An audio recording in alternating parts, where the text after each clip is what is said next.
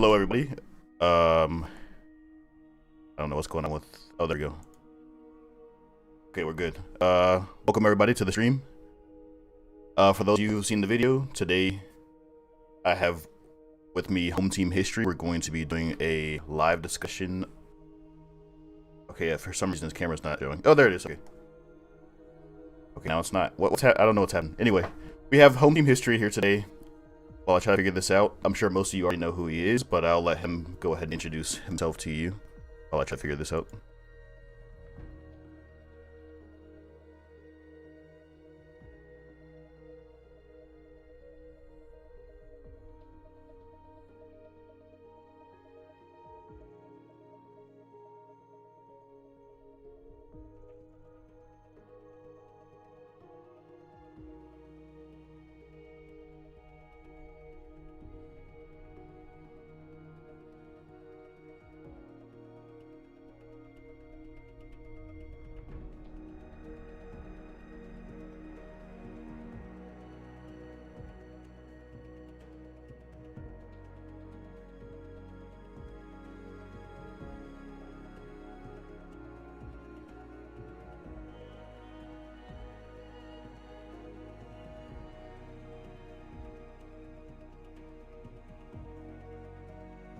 Thanks for being here. Like, it's just, I think it's really important that we always just come together and work together. We have the same goal, and there's not many people out there like us, so. Oh, they said they can't hear you. Oh. No, that was my fault. I'm so sorry. It should be good now. It should be good now. No, it's still not working.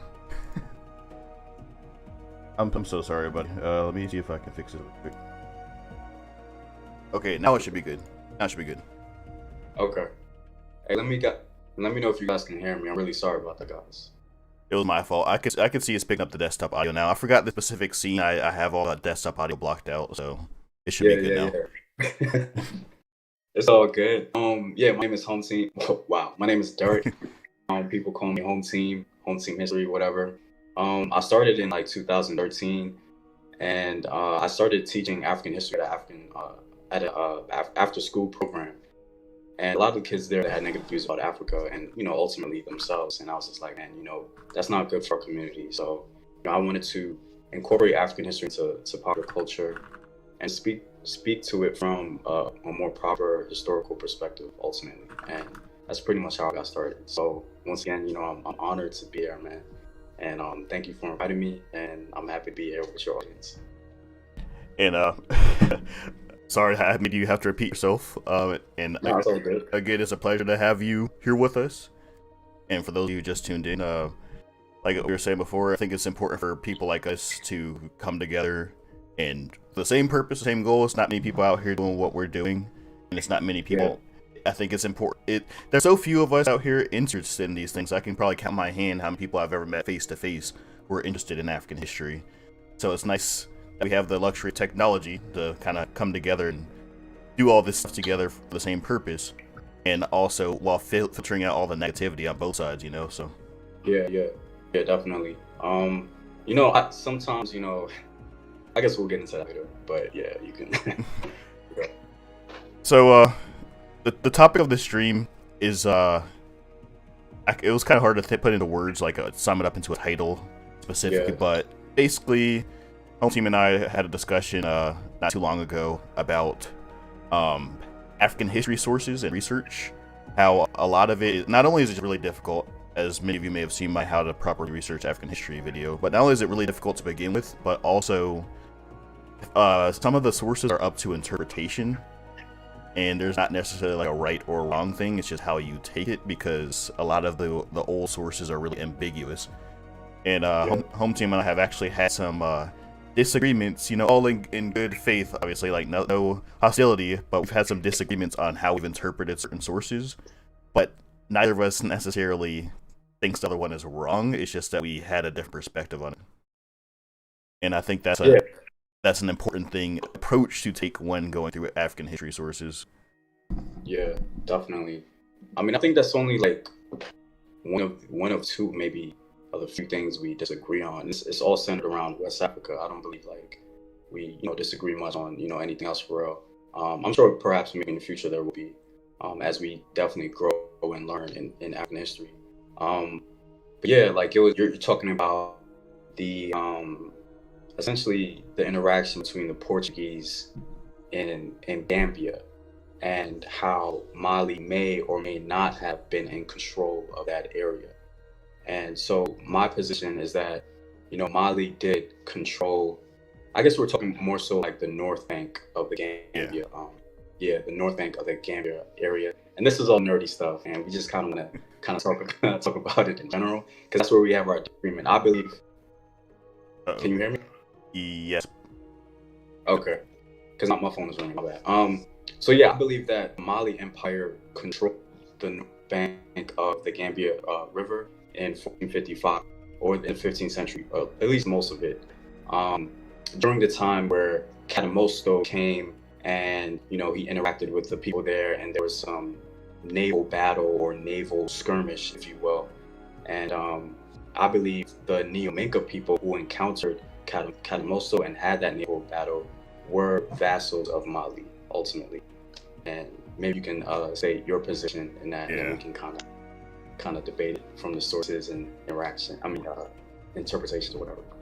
Yeah, and see, before I continue with my point, as I said, the sources that Home Team presented, for me, like, they make sense and everything, but my interpretation of similar sources and similar accounts was that at that point in time, when the Portuguese had arrived, the Neo-Minka and all the kingdoms north of the Gambia River had already asserted their independence from the Mali Empire.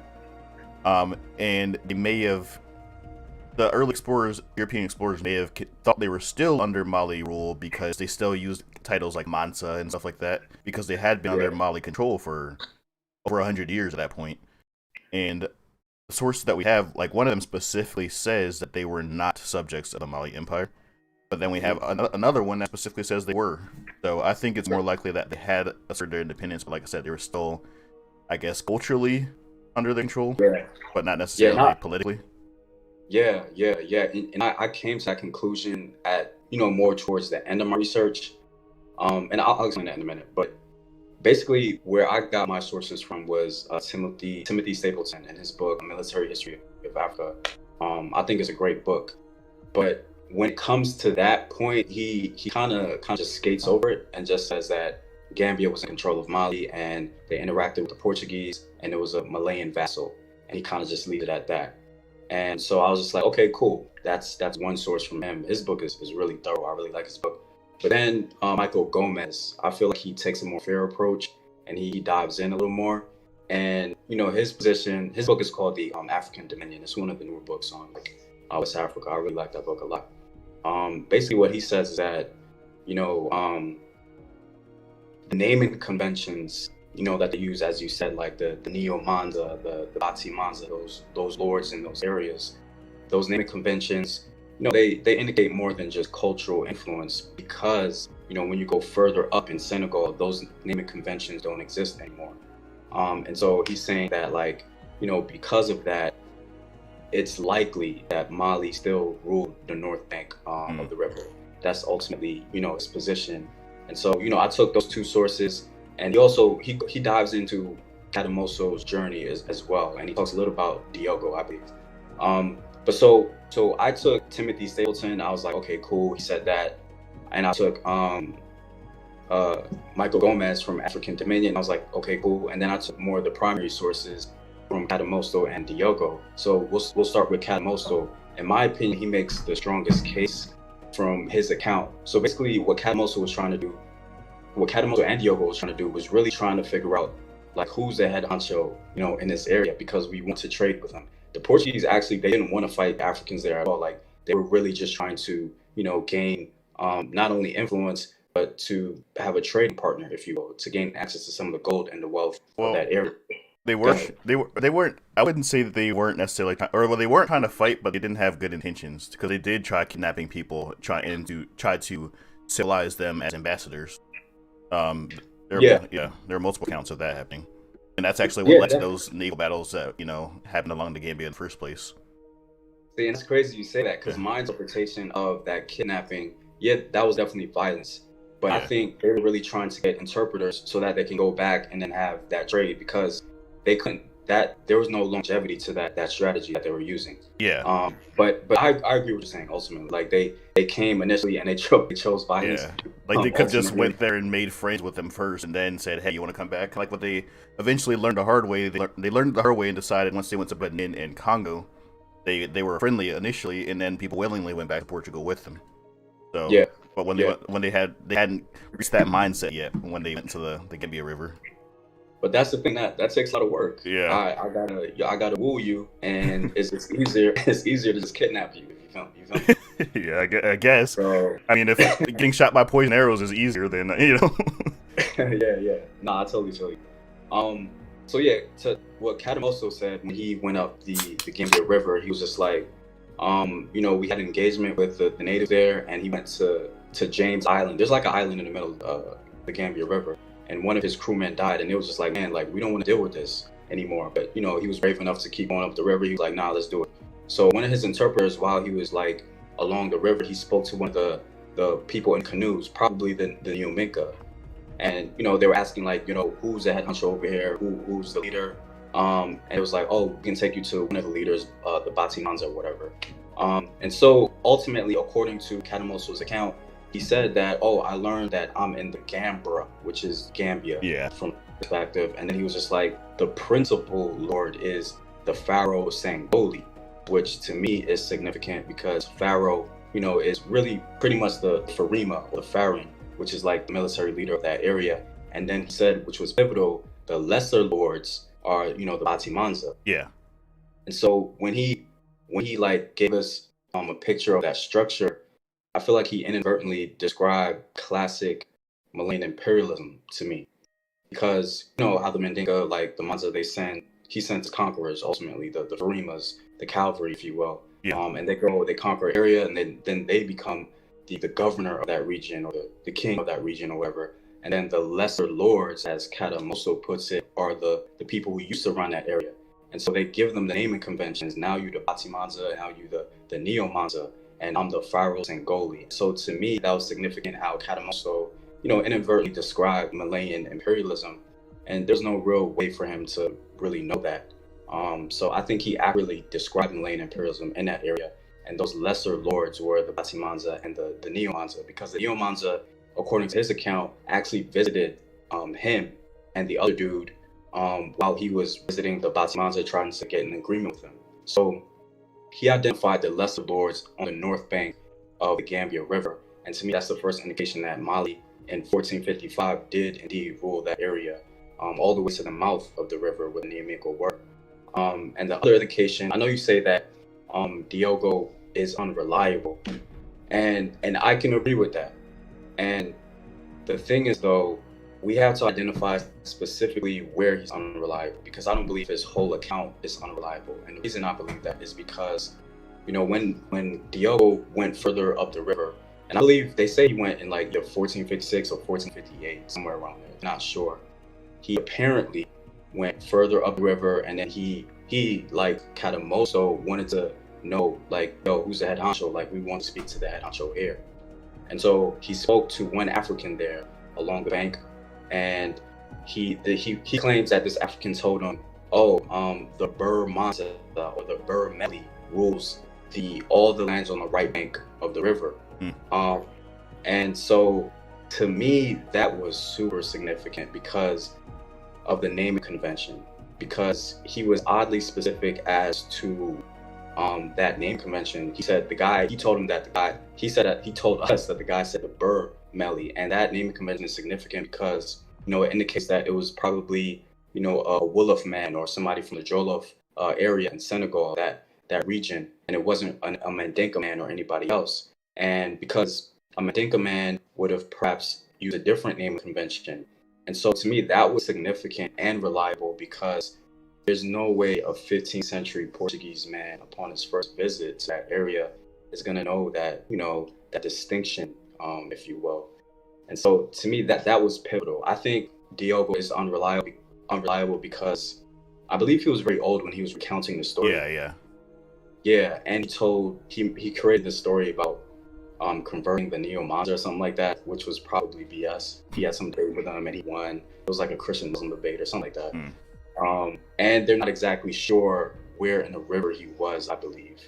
And so all of that, I can agree, is unreliable, but I don't think we can throw out his whole account, especially because of that Bur Meli, indication and specificity, if you will. And I think that was crucial to his account and to our understanding of who controlled that area. Now, if you want to say the right bank of the river is, not where the Neo-Manca were, then okay. But I would say the right bank would be south, because if you're coming north from Europe and then you go to the Gambia, then the right bank is going to be the southern bank. The Neo-Manca are at the northern bank. So exactly. No, and it's crazy you said it, because like what I was thinking when he said the right bank, I was thinking because since the African told him it was the right bank. Oh, okay. Yeah. So if you're African and you're looking towards the Atlantic, the right bank is going to be north. And I don't know. It could be the south. That's one of those points where it's just open interpretation. And another thing, real quick, not to cut you off, but real quick, another thing I think is important to keep in mind is the people who were saying they were subjects of Mali. Or two things to keep in mind. One, they were, if they had, from my perspective, just gained their independence, it was really recent. It was like within a decade. So things were still fresh. There are some people who probably didn't even know they were independent at that point. That's a great point. And then two, even if they were, if you look back at Roman history, for example, after Britannia became free of Roman rule, there were still Romans wearing Roman attire, using Roman titles, and still in control of areas of Britain. And in every sense of the word, they still viewed themselves as Romans. They still viewed themselves as having power, even though they were completely 100% cut off from Roman influence or political ties or anything Roman in general. They were even handing down used uniforms and armor from generation to generation. Yeah. Despite having no resupplies. So I think that's another thing to kind of be mindful of too. Bro, that's a fantastic point. Definitely. What I think is happening here with these sources and these interpretations, I think during that time, Songhai was becoming a little more powerful, and I think Diogo even indicated that there was, because he said one of the Africans told him that like, oh, the capital is in Gao or something like that, and there was some discrepancy there about like I don't remember exactly what it was, but there was some mention of some Songhai influence, whatever it was, and Michael Gomez interpreted that to mean that like that Songhai were thinking, I actually read that. I'm sorry. Yeah, go ahead. No, go ahead. Well, those maps that always show Songhai stretch into the Atlantic. We during the research for our video, we could find nothing about that. But when you said there was some Songhai influence, though, the closest thing to that I could find, which actually used the word influence, was that they controlled. I forgot exactly where it said the borders ended, but it wasn't on the coast.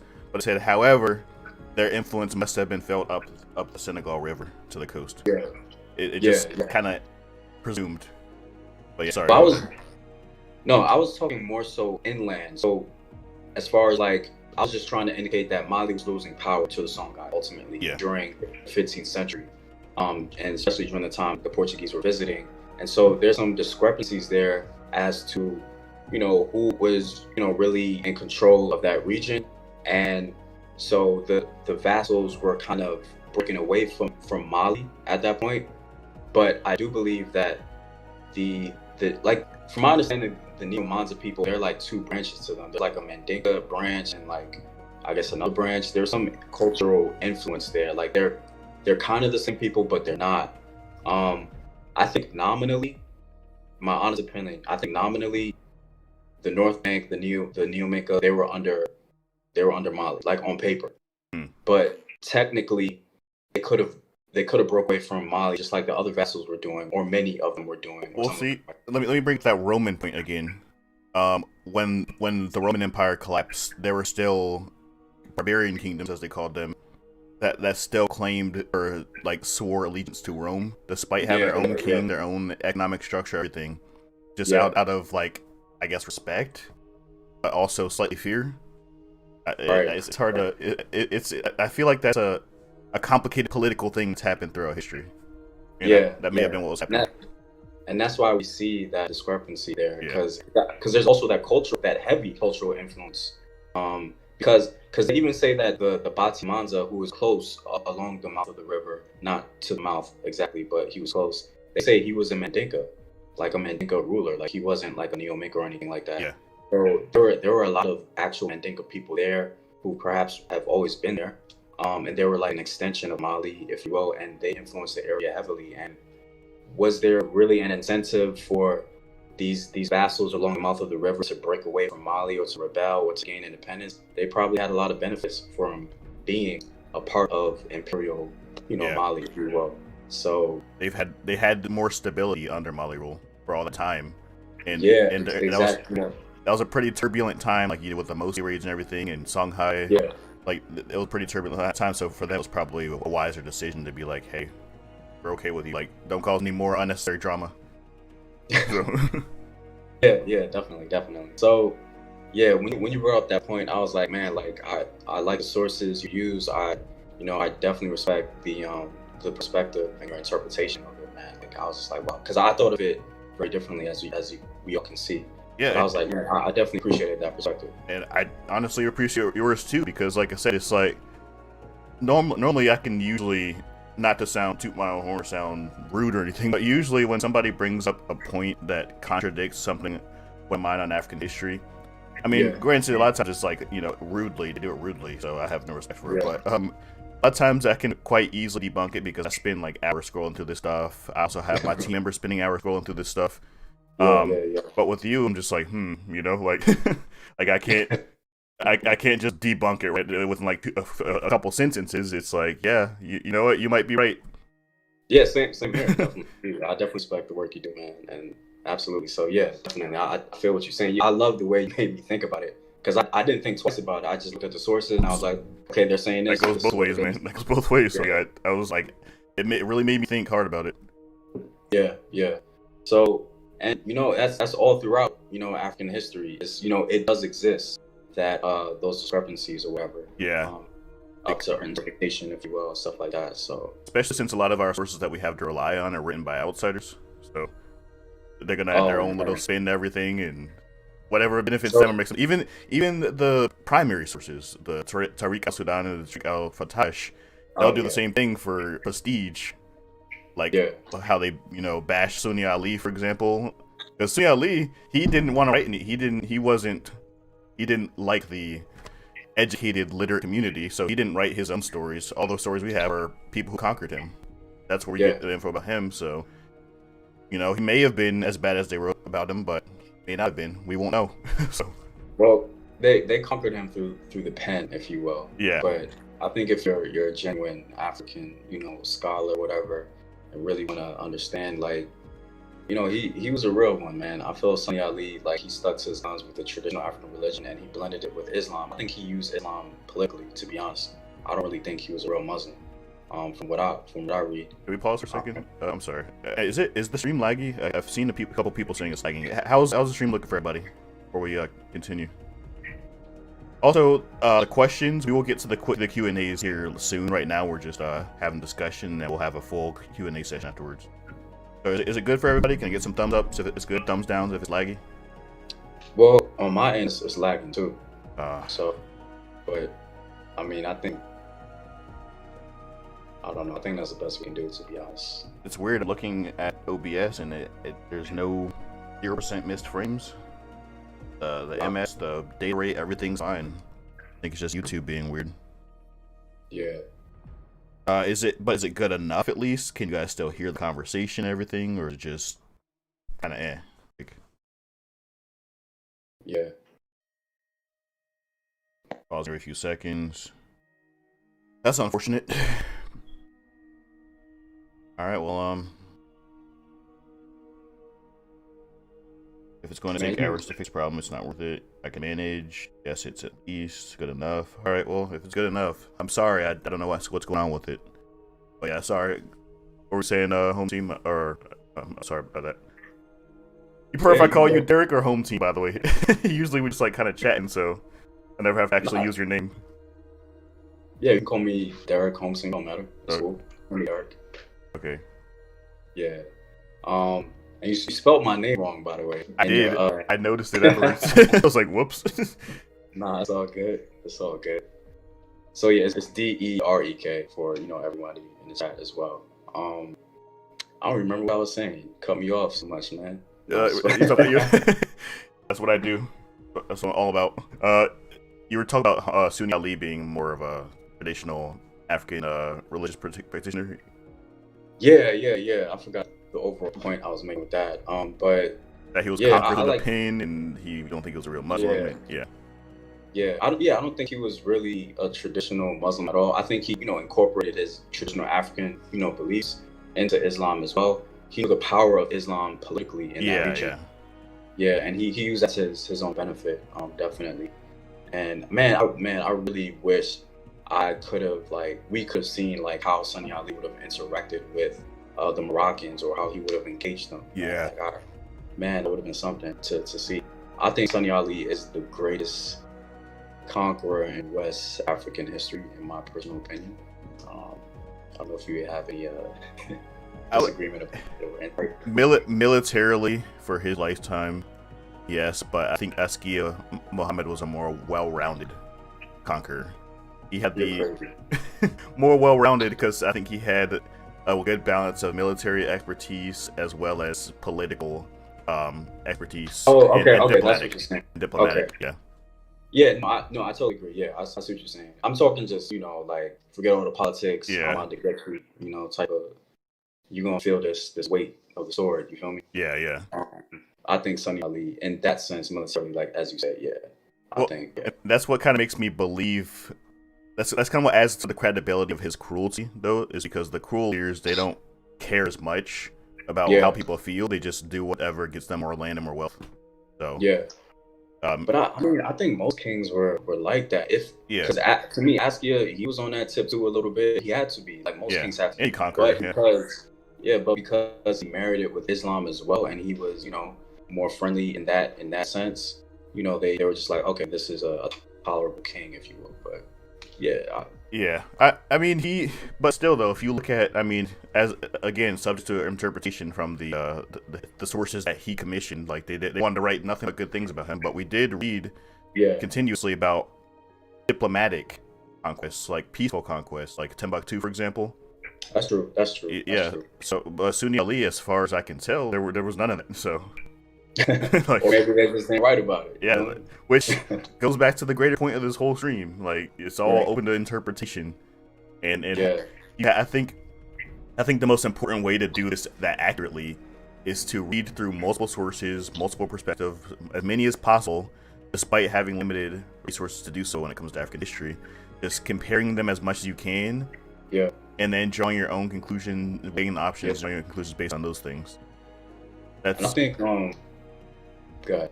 I was just reiterating. I think that's a really common theme when it comes to trying to dig really deep, especially with African history. Right. I think that's one of the reasons why I like journal articles so much, and I've been using them a lot more lately in my videos, especially because they just kind of give you more of the dialogue between the scholars, if you will.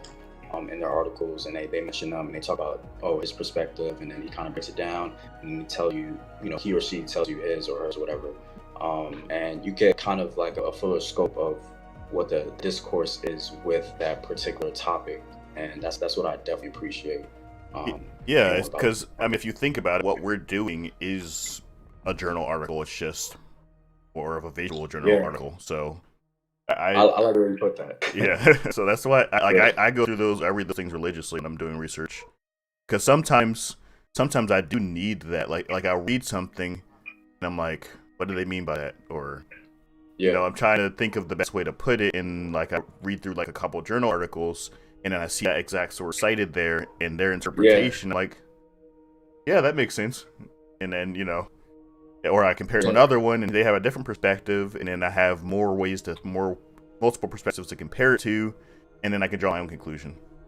Yeah, people think that history is an exact science, and it really isn't, man. And that's why it's difficult for people to really kind of change paradigms and shift with African history and a more African-centered approach, I feel, because they've been so used to the Eurocentric approach with African history.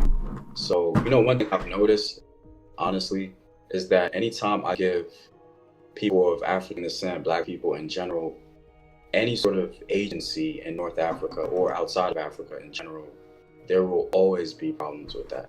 Always. Yep. And like what I don't like is people trying to say that it's disingenuous or I'm like lying or whatever. I'm just like, no, bro. Like, I'm seeing this in the discourse. I'm seeing this in journal articles. Like, there were Black people in Arab armies. Like, how is that Afrocentric? Okay, see, I have a video. I made a video on the Moors. Granted, still's a little bit rushed, but I'm currently, one of my next 2 videos is gonna be kind of like a revamp of that video. And one of my sources specifically mentions 4,000 troops from the Kingdom of Conquerors aiding the Almoravids in the invasion of Spain. So there's stuff out there that, like, there's no straight up. This is just straight up facts. There's nothing against it. The Conquerors allied with Almoravids. Conquerors was a Black kingdom, sub-Saharan Africa, and they helped invade Spain. So those Black Moors they seen were probably those 4,000 troops. And then another thing, went really quick. Another thing is one thing I just wanted to bring up. Actually, I'll let you say what you're going to say first. This is a little bit off topic.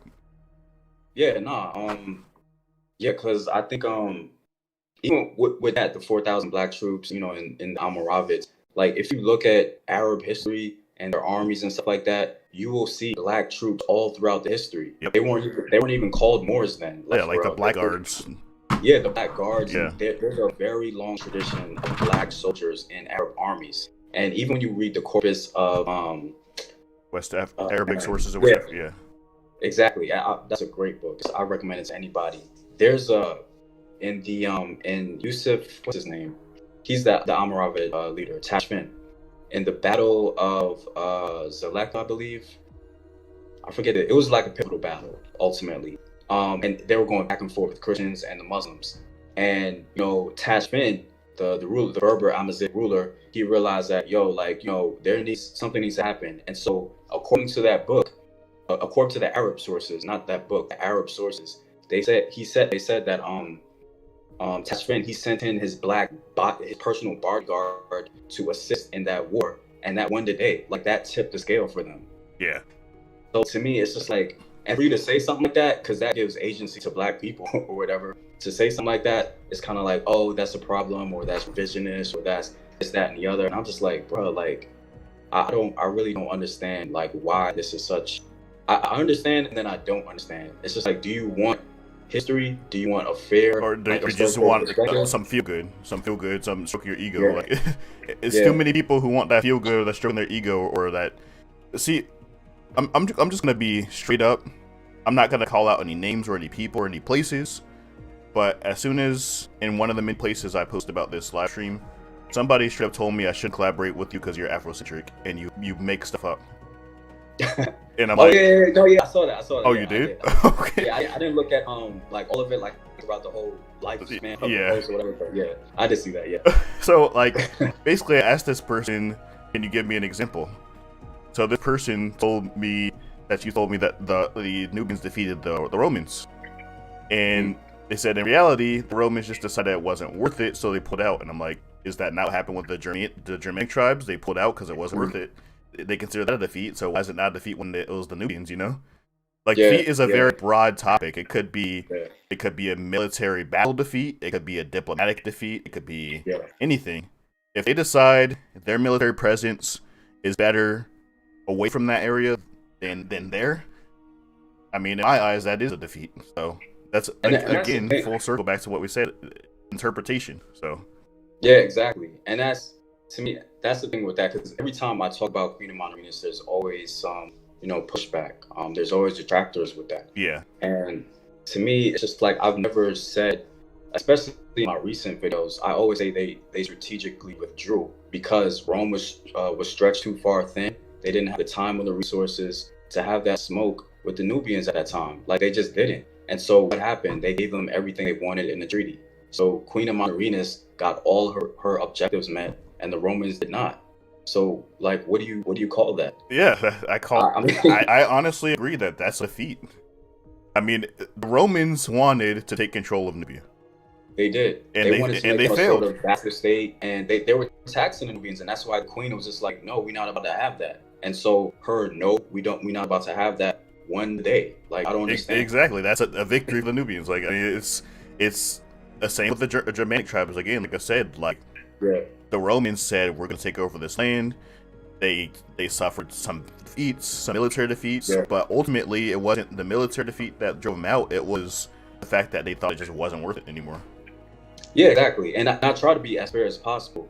They strategically withdrew because we know Rome was a beast, right? Yeah, But sometimes they could not allocate all their legions. They couldn't allocate all the time.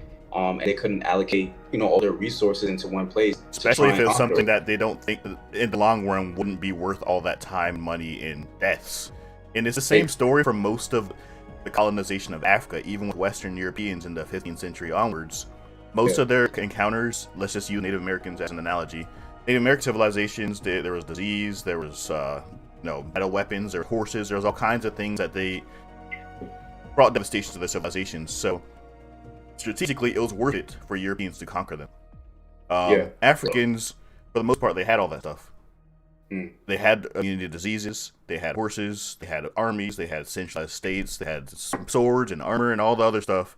And whatever advantages Europeans did have, like gunpowder, were at that point in history minuscule. Like they weren't enough to make it worth it for all the deaths and all the trouble to conquer them. And that's why it took until the 19th century, with mm, modern weapons, repeating rifles, artillery, so on and so forth, for it to finally actually be worth it.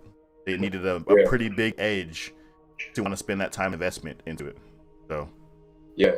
And that's what I was saying, earlier. Like, I think anytime I ever put Black people, give them agency in North Africa that's equal to or above anybody else in North Africa or the world in general, there always seems to be a problem with that, because I guess the Eurocentric standard is just not going to allow that, because Black people are supposed to stay in their place historically. They're supposed to stay in their place economically. yeah, They're supposed to stay in their place physically or whatever. To me, that's just what it is. And all of that history in the past regulates what we see today. Like, you can't have these people who were formerly enslaved having any sense of who they are or any pride. like our Or minds yeah, are brainwashed by this stuff. Even people who don't mean to be racist, like they just yeah, their minds are enslaved. Even me growing up, I felt the same way. As yeah, much as I'm yeah, ashamed to admit it, like I was just yeah, thinking like Africans didn't have civilizations, they were all living in the yeah, jungle, etc. Most of my yeah, life, I believed that, and I never yeah, questioned it. Um, yeah, and then it's funny that you mentioned that whole thing. The moment you mentioned Africans being like equal to or on par with other parts of the world. Anyway, not only do I deal with comments like that on a daily basis on every video, despite having all my sources cited for free for everybody to look at, it for like doesn't matter. universities, They don't come after you. but anyway, my most popular tweet thus far, my Twitter isn't by any means extremely popular or anything, but one of my most liked tweets, I put like quotes. I said, compares mine civilizations to Greeks, and I put like a smiley emoji. I said, like, compares Chinese to Romans, and I put like a smiley emoji. Compares anything African to anything non-African, and I put a bunch of angry faces. Because Yeah, that's just how it is. You can compare so many civilizations, draw analogies, draw parallels. Because guess yeah, what? We're all human beings. There yeah, are parallels, whether you like them or not. Whether you're black, white, male, female, north, south, tropical, Arctic, whatever, there are going to be parallels in some ways, all yeah. the time. But for some reason, the world collectively seems to reject the idea that there were parallels between African civilizations and other parts of the world. Honestly, man, I think it goes back to one of the videos I made about, people of African descent just being viewed as a threat, in general. For some I saw reason, that. Yeah. putting them on the same pedestal or on the same level, whatever, it would be a threat, for whatever reason. And I don't know. I just have a feeling that there's some primordial reason for that. I think all humans, I think we ultimately though know that we came from Africa, and so the ones that stayed in Africa, I think they have the advantages, if you will. They stayed on continent with, more resources, more wealth, if you will. And one of the earliest, if not the earliest civilizations or whatever. So I don't know. if you look at it from a very, very basic perspective, a basic biological evolutionary perspective, human beings, when you brought up how we started off in Africa, we start off in Africa. Africa has everything. It literally has the building blocks of what makes us human from a biological evolutionary perspective. Therefore, when you go to another place that does not have those building blocks, you need to adapt and overcome, create technology, create whatever else it is that makes you be able to cope with those different living places. However, when you bring those technological advantages back to Africa, in a place that already has what we need, then when you said it makes them a threat, when it makes Africans a threat, you're right, because there are that's just giving us added bonuses to what we already have. So I agree with that point. Yeah, that's just my theory perspective, if you will, just from my historical analysis of just what I've seen, how people have always interacted with Africans for whatever reason. Like Arabs, like I said, they knew Africa had so much wealth. The Europeans, they knew they had the wealth. Yeah. And wealth equals power, man. If you control wealth, you pretty much control power. You control access. You control the world. Yeah. So, and yeah, it's just that a lot of people don't realize either that whole 19th century European mindset, not in down to the T, but that mindset dates back to ancient times, the Greeks and the Romans, everything. Yeah. The European countries, England, France, all these medieval European kingdoms, they pretty much preserved that mentality of not only like Rome, but all the Middle Eastern civilizations, Persia, the Syrians, and all them. Back then, it was everything that we do is the right way. Every other way is the wrong way. We'll take little bits and pieces of it if we like it, but for the most part, what we do is the right way. Africa was never directly interacting with that part of the world. Let me rephrase it. They were interacting with that part of the world, but they weren't an integral part of that part of the world, or vice versa. It was for the most part just caravans trading some goods, and that's about it. But as far as neighboring kingdoms warring on each other and trying to force their language, etc., they weren't part of that soup. So and they developed their own strategies and their own ways of life based on where they were at and what they're doing. And I think that's what made such the big gap between, this is Africa and this is everywhere else.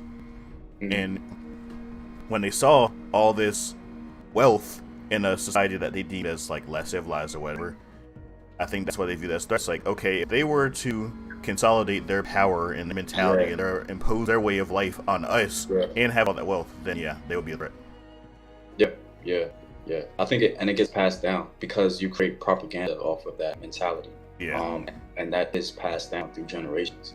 It just is, you can't say that there's no connection between the past and now when it concerns that ideology, if you will. So, and then going on that propaganda thing too, which is why I always do my best to have a neutral perspective. Sure, white people have done bad things in the past. Black people have done things in the past, and every people of every color are capable of doing bad things to present and the future.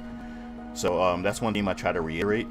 But one thing I do notice, or one thing I did notice in one of my videos, going back to the whole Gambia River interactions, one of the videos where I discussed that the Portuguese, the people of the Jaguar Kingdom. Sorry, there's a first truck outside. I'm not sure if y'all can hear that, but anyway, it's pretty loud.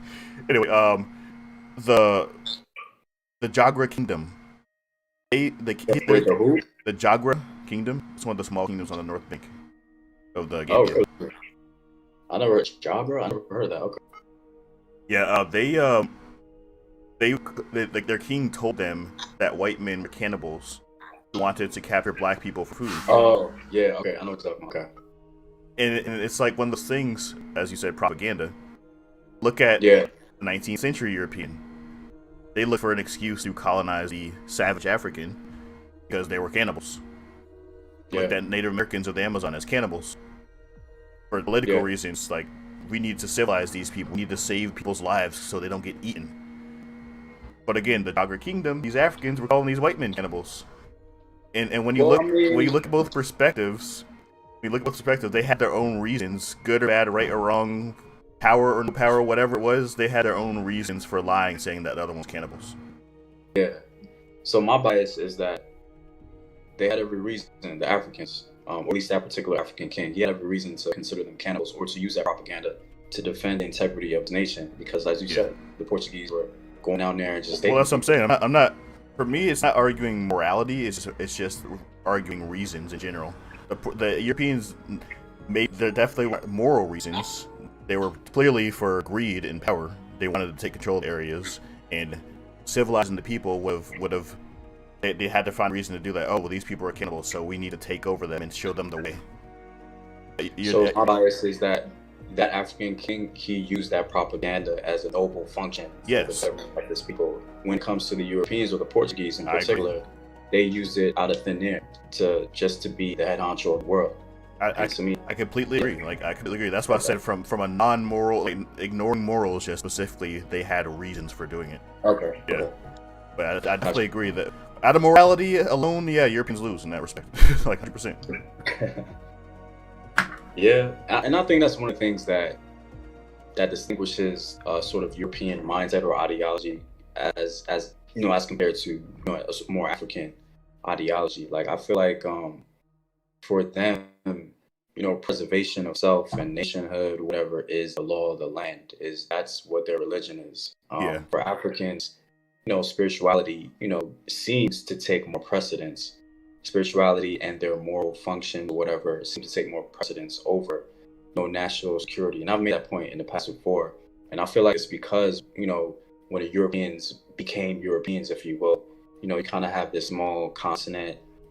You're constantly fighting over resources for the most part. It's freezing up there. You got to invent stuff so you can survive winters or whatever. Like, it just created a totally different culture, language, diet, all that mindset. It changes your mindset. Like, nature shapes humans just as much as we shape nature. I agree.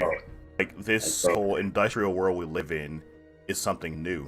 Like, today we don't really have to think nearly as much about nature. Occasionally get like hurricanes, whatever. But for the most part, we're sitting in our air-conditioned room on our computer, chatting with somebody who lives thousands of miles away. Like, so that's all right. I didn't mean to cut you off there, but yeah. No, it's all good. It's all good. Definitely. That's pretty much what I got. I'm really looking forward to, questions, concerns, comments, or whatever. Like, I want to really engage. Unless you have something more you want to say. We don't. We can get to the Q&As now. Did you see something in particular already? I feel like you did. Oh no, I didn't. For real. Like, okay. Honestly, I haven't even been able to look at it. Because I've been ignoring it for the whole time, or whatever. Not purposely ignoring it, but I was just engaged in the conversation. I'm looking on my phone, or whatever. All right. Well, if anybody has any questions specific to a certain person, feel free to specify that as well. But if you have general questions that you want both of our perspectives on, ask away. Yeah.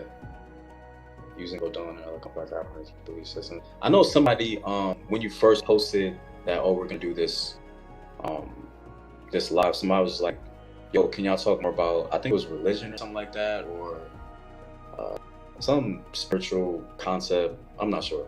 Let me not misquote the dude or whatever, or the female. But yeah, he wanted us to get more into spirituality or religion, I believe. And to me, that's a tough topic, because when we talk about Mali, I can just kind of go off the top of my head and kind of talk about. And it's Islam. It's like a really dominant, popular religion with a very firm set of rules, and yeah. To be honest, I steer away from African religion, because I just don't want, even the stuff that's written about African religion, I honestly don't really trust it. See, in the video, in my part, I made a disclaimer that this isn't my strongest area of expertise, and I'm on the same page as you with that. On top of that, after I posted it, I had at least 3 people separately come at me. Respectfully, fortunately, usually they're pretty hostile about it, but respectfully letting me know I got some things wrong. And everything I cited was from an actual accredited source. Bro, it's painful when that happens. Because, Africans come to me sometimes and they're like, yo, this is cool, but my nigga, my bad. I don't know if I can say my nigga. But, yo, you can't, this is totally false. I don't know where you got this from. And I'm like, bro, I read this from, a pretty respectable source. Yeah. And so I'm like, man, that's not good at all.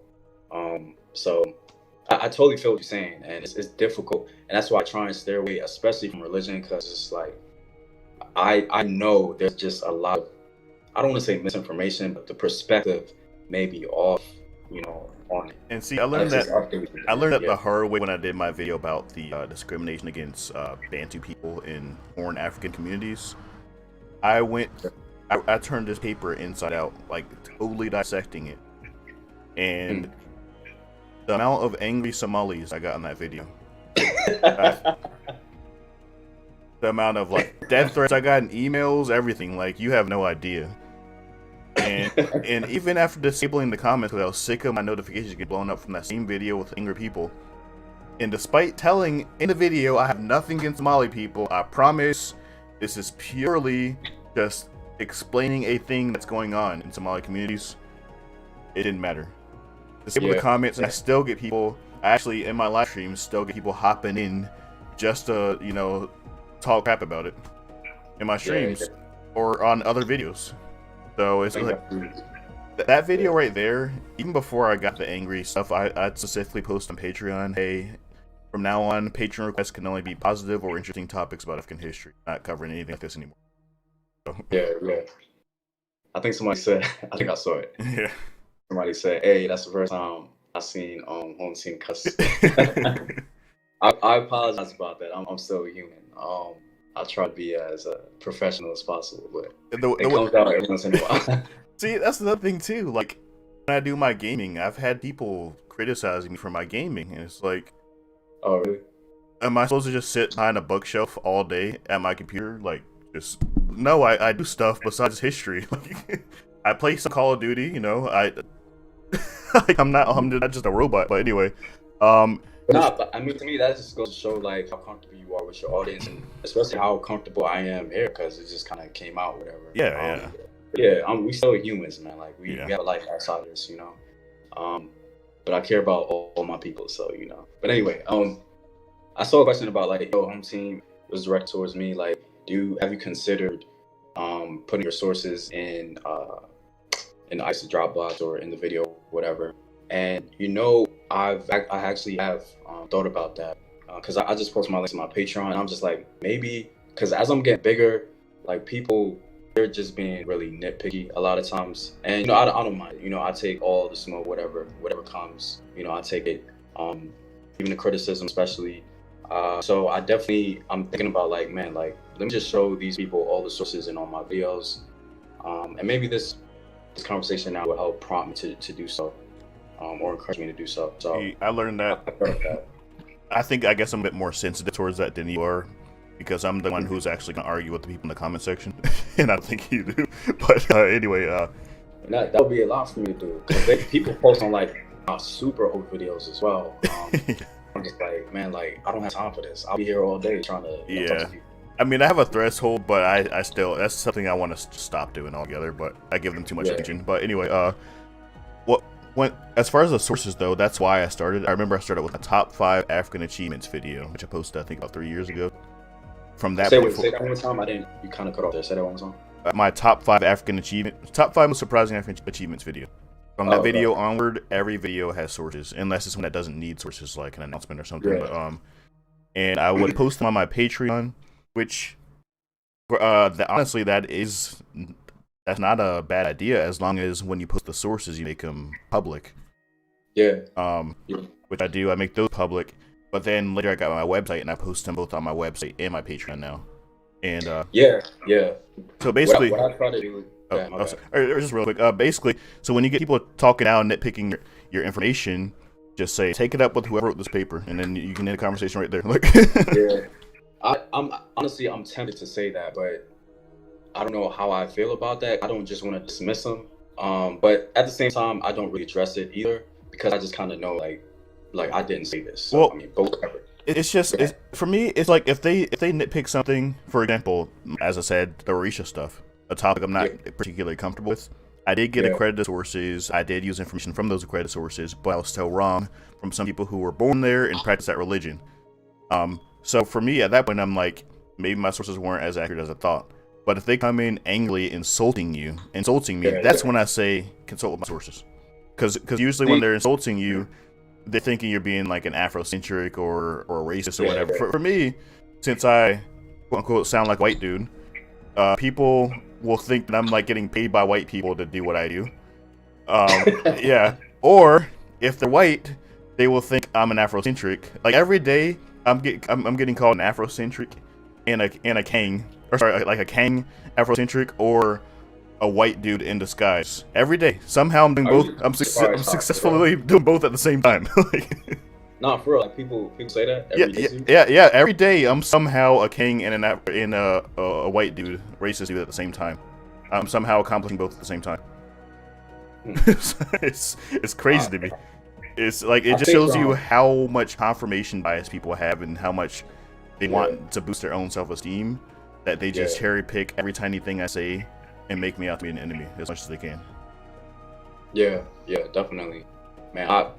I think to be honest, you're more conservative in your approach than I am, because I guess not, because I tackle like outside of Africa and North Africa as well. Like if any video you see about me, even remotely close to North Africa, there's always like, and shout out to them, a lot of Amazigh, Berbers, they always come from me, always. And I'm just like, bro, like I talked about you in the beginning, and your people, I gave you credit. It's just the fact that you're black and you're talking about them, they don't like. That's the problem. Like, because they think you're trying to associate, you're trying to claim their history as your own, like by default. Like that's the problem. That's what I'm saying. Like, did you not hear me? Did you not listen to the video? I don't get it. That's what I'm saying. That confirmation bias. They see the title of a video, you'll say like brief history, the most innocent video you can think of. Name it, a brief history of the Amazigh people, and then right away, like I'm sick of black Americans trying to claim my history. My family's been here for thousands of years. Blah blah blah. It's like I know I said that in the video. I literally said that verbatim in the video. Exactly. Yeah. It's, I don't know, man. I wish people, and I think maybe it's happening more so now, but I wish people had the same smoke for Eurocentrism, like, because Afrocentrism does not have the power that Eurocentrism has. That's like true. Eurocentrism is legitimate in like history books. They teach this stuff to our children, this perspective. It's a systemic thing. And it's a systemic thing, and Afrocentrism doesn't have that clout as of yet, I feel. Whatever you want to call it, African center, whatever. But to me, I don't particularly have a problem with Eurocentrism, Afrocentrism, or any other centrism as long as it stays in this region. And I feel like there is value to Eurocentrism. I know that may surprise people, but there's value to that when you're talking about Europe. There's value to Afrocentrism when you're talking about Africa exclusively. Like when those things come out of their continents, I feel like you run into some major problems. Not to say that Eurocentrism is perfect in Europe or Afrocentrism is perfect in Africa, but to me, you have to understand the people from their perspective and their understanding or whatever of their worldview. And so if I want to understand the Celtic people, there needs to be some Celtic centrism to it, if you will. Does that make sense? It does. I get where you're going with this direction. However, a slight little disagreement I have here is it's one of those things. For example, okay, this is opening a whole new can of worms. I apologize in advance, but hear me out. Feminism, right? Hey. So feminism is about rights and equality for women, right? Cool. But when it gets to a point where the dominant players in that realm are people who want women to have more than equality, just be treated like the greatest things that have ever graced the planet, which is, I think, the direction that Eurocentrism and Afrocentrism goes. That's why about feminism, just to draw parallels, something more familiar to those people. I think that's when you cause problems. So to label it as Afrocentric, Eurocentric, or feminism, it automatically assigns certain connotations as this is what's most important, this is the center of everything. And in reality, the initial intent was equality. So for me, I don't like to use the terms Afrocentrism, Eurocentrism, feminism. I don't like to apply those to anything that I'm involved with, because for me, there's no center of anything. There's just one category and another category, not a center, not a focus. No, yeah, I totally feel you. And the only reason why, like, to be honest, I don't have a problem being called Afrocentric. I really don't. Even though I don't believe I'm the traditional Afrocentric or whatever, individual, I don't have a problem with it. Because, for the most part, white men don't necessarily have a problem being called Eurocentric, or the world doesn't have the same energy towards Eurocentrism that they have Afrocentrism, and I feel like in general have been constantly undressed and undignified, and we had to stand on something. And I feel like Afrocentrism has created a place for Black men to stand in something, and for me, it's more of a pride thing. Even though I don't particularly agree with a lot of what they say, I still respect Afrocentrism, because as a kid, I grew up around a lot of Afrocentric people.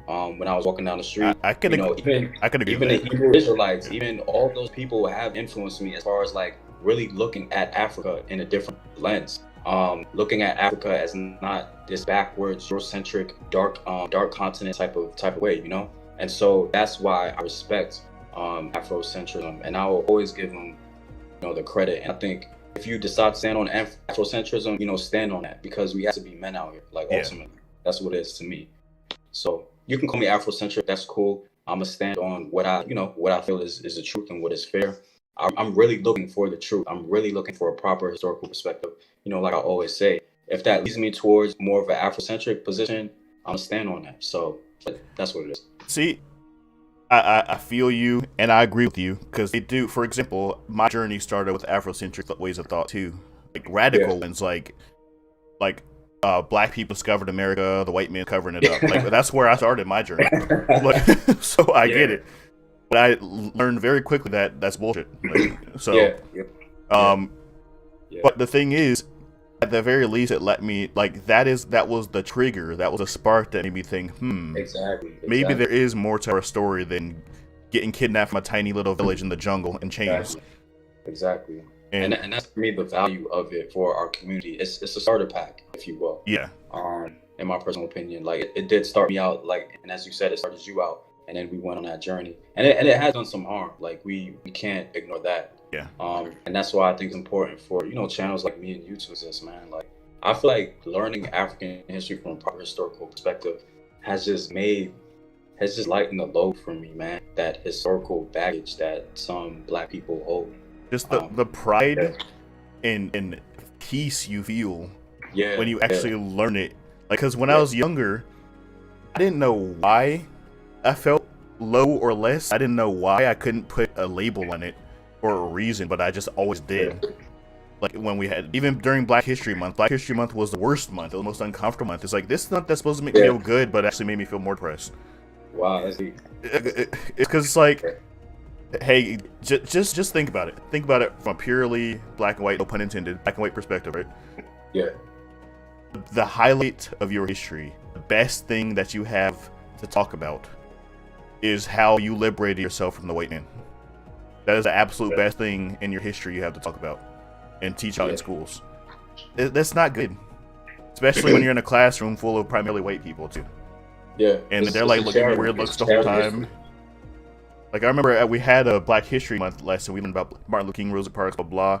I'm thinking, all right, cool, yeah. And at the end of the class, it was simple. I think I was like 6 or 7 years old. One of my classmates looked at me and said, "Hey Jabari," one of my white classmates said, "Hey Jabari, you're African American." That's all he said. He said, "Hey Jabari, you're African American." And right away, I'm like, "No, I'm not." Like I was little, I didn't know any better, obviously, but I was like, "No, I'm not." Like I that made me feel so insulted. I did not want to be African American. I remember we were learning like different adjectives. Like I remember they said, "His hair is straight, his hair is curly." Jabari, what kind of hair do you have? And I said, "My hair's straight." Yeah. And they said, "No, your hair's curly, Jabari." And I knew that, but I just, I felt that as we overuse this word inferiority complex. I felt that when I was younger, for most of my younger years at least. And that's why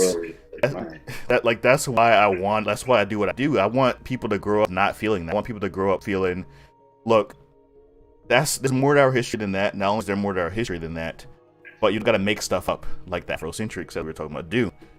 They point you in the right direction ish. I mean, they kind of at least open your mind more. That's what they do. They open your mind more, but they steer you in the wrong direction. Yeah, man. Like I totally agree, and that's what I saw when I was teaching in DC, when I was volunteering my time. That's when I really, honestly, I dedicated my life to this. Really just trying to help my community. I didn't know if it was going to be African history at first, but when I saw like when I was teaching and stuff, how they the demeanor they had. You know, some of the kids were happy and excited about it, but there was an undercurrent there, and I felt that undercurrent.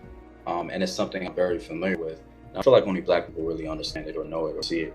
And I was just like, man, like, this undercurrent is there, man. Like, what chance do these kids have in the future? Like, we're always going to be reliant on people as far as like our self-esteem, outsourcing our self-esteem and who we are. And we can't be a successful people doing that at all in any area of human activity. We can't be. And so to me, like, the root of education, the root of being successful is confidence. And if you don't have confidence in who you are, your people, yourself, it don't matter how educated you are, no matter how much money you have, you're gonna sell it off to the highest bidder. And see, the big picture to all that too is that shortcut, selling off to the highest bidder. That just taking that shortcut, like, people see things that give them the instant gratification. They see the Black Olmec theory, for example, or they see this rapper with all his chains and all these women or whatever. You know, they just look for. I'm not talking down. I mean, I like rap music. Don't get me wrong. But I'm just saying, like, they look at that, or like the basketball player. They look at the things that can be like, do this, and you might get successful right away. But it makes you not feel the pride or the confidence that you can just work hard and do it yourself. I mean, and that's why I sympathize with them. You know, anytime I see stuff like that, I definitely sympathize with it. And, you know, I understand the root of it, the root cause of it. And that's why I try not to, I don't know, shine light on the negatives of Afrocentrism or whatever, or just that mindset in general. I sympathize with it. And the problem with it, though, like, as much as I do sympathize it, the problem with it, though, is usually when I encounter it, is bigoted anger. There's nothing you can do about it. Like, there's no way around it. Bigoted anger, no matter what you say. Like, bro, if you really try and understand African history, it'll give you that peace. Yeah. Like, it gave me peace. It gave me peace. So, like, if you really try to understand this, it'll give you peace, man. And you won't be as angry, or you won't be as, you know, like, you'll really understand world history. Yeah. And you'll really understand that Black people, your ancestors, had agency. Like, but anyway. It's like, I hate using this word, I really do, but there's no other word to put in this spot. Woke, you know. I hate the word, but when you get woke, you feel so much more peace and at ease. Yeah, I honestly wish there's a better word. I promise you, but like, no, I totally agree. I don't like that word either. You know, like when you're more woke, when you're more aware of these things, you don't feel like you have anything to prove anymore, because you know what you need to know. You don't need to put on these fake personas or make these things up or any of this stuff. You just do you from that point forward. Yeah, man, definitely. Yeah, this is some good stuff, man. Good stuff. I'm hoping people are finding some value in our conversation. I know we're just kind of babbling. Oh, there we go. Vanara Cody. I prefer self-aware over woke. I'll take it. We went on to the Q&A, but we kind of didn't do that. So I promise we'll actually read the questions now. So let's see what we got. If you already asked the question before, feel free to ask it again. Yeah, definitely do so. I'm aware. Ralston is aware. Oh, somebody said Nubian, the Sparta of Africa, and that's incorrect. Are you talking to me or? I don't know. Nubia more like the what do they call them, the Scythians? They called? I can't. I can't remember that Eastern tribe that was famous for its archers or whatever. Roman Empire. Scythians, I think. Yeah, I don't recall. Do you guys plan to attend any African history conferences? I did attend a Black History Month conference back in February. I had the pleasure to be invited to. That's pretty cool. I honestly wish there was more African history related stuff. In general, there's just not enough. There was an African history contest not too long ago. Unfortunately, the people who hosted it never read any of their messages, never responded to anything I said in any place I tried to contact them. So it was a noble effort, but you're gonna have something like that, you know, you gotta communicate with your community.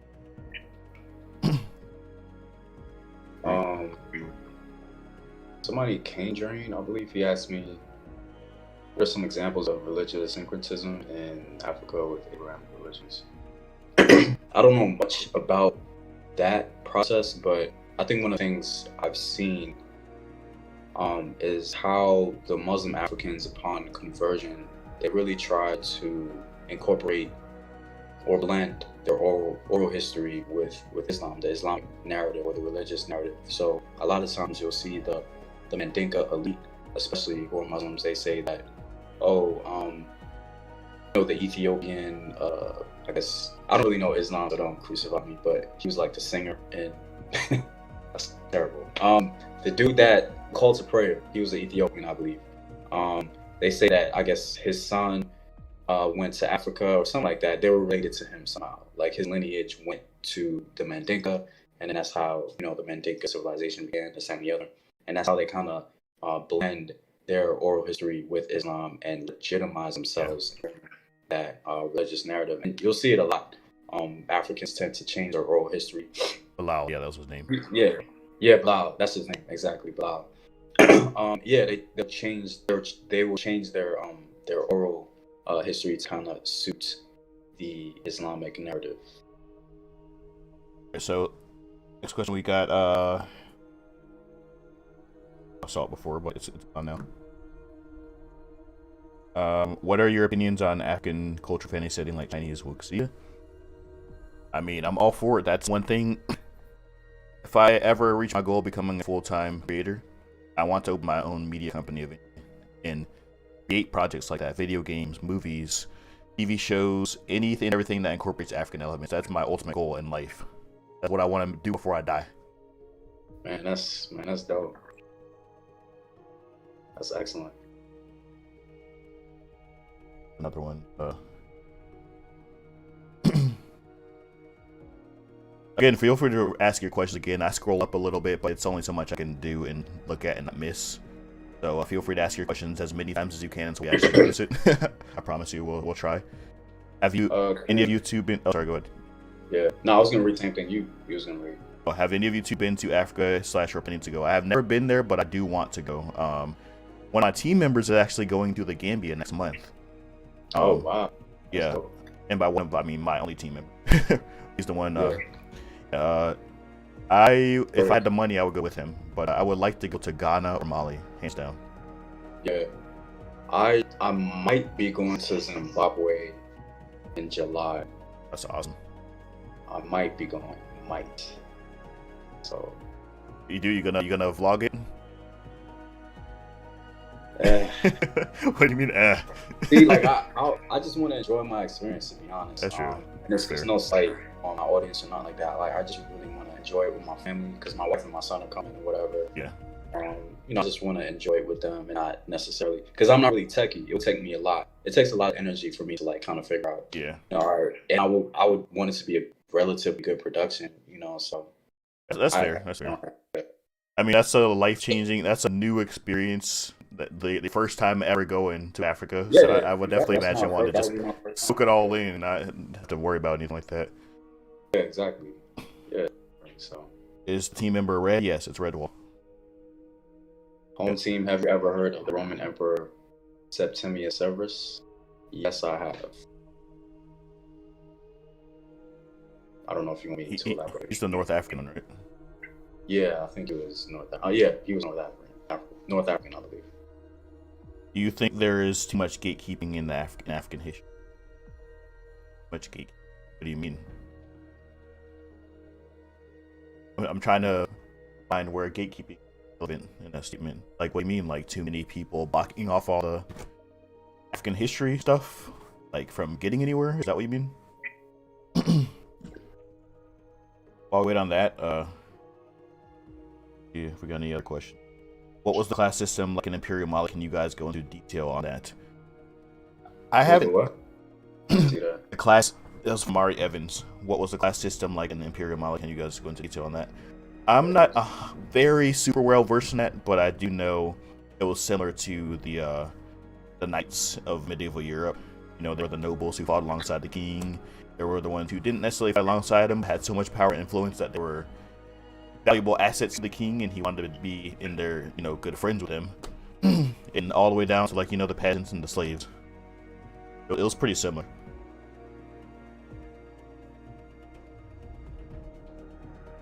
Do you think budget adaptation of African culture / topic 12 would be more prevalent in popular media? Oh, sorry, big budget adaptation. I think so. I think Black Panther was the catalyst to that.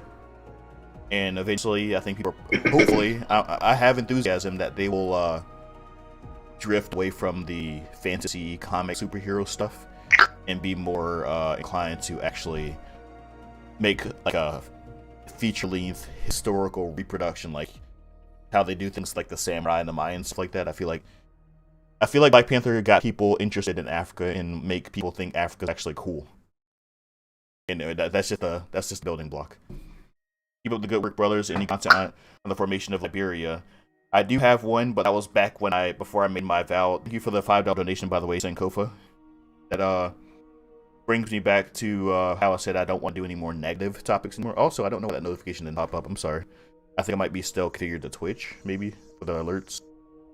But anyway, I can fix that right now. But anyway, long story short, yeah, I have a video on that. I have a video on Liberia, but it's mostly focusing on the discrimination and antagonism between the Americo-Liberians and the indigenous Liberians. But while I fix this alert thing, I'm sure Home Team probably sees some questions he's wanting to answer. So, not necessarily, but I guess some comments and questions. Do you guys think of working with African people doing the same as you?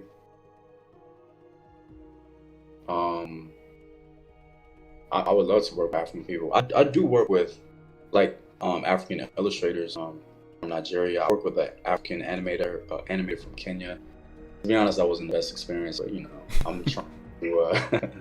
It's just a hit or miss when it comes to the creative stuff. It's always hit or miss. I lost my artist. The artist who did this beautiful background, I lost her. So I mean, it is what it is. Are you serious? Yeah. I thought that was okay. Everything was good, but it was a very tiny little misunderstanding that just, yeah, I'm not gonna go into details, but yeah. Okay, gotcha. Yeah, I mean, it happens, man. But I said in the video a long time ago, man, like, we can be different. Like, we are not continental Africans, as some would say. We are the African diaspora. We're outside of Africa. We have there's 500 years of separation, you know me? And so, like, there just needs to be respect on both ends about who we are, how we all developed and everything. And I think for the most part, it is there, man. Like, I have tremendous respect for Africa.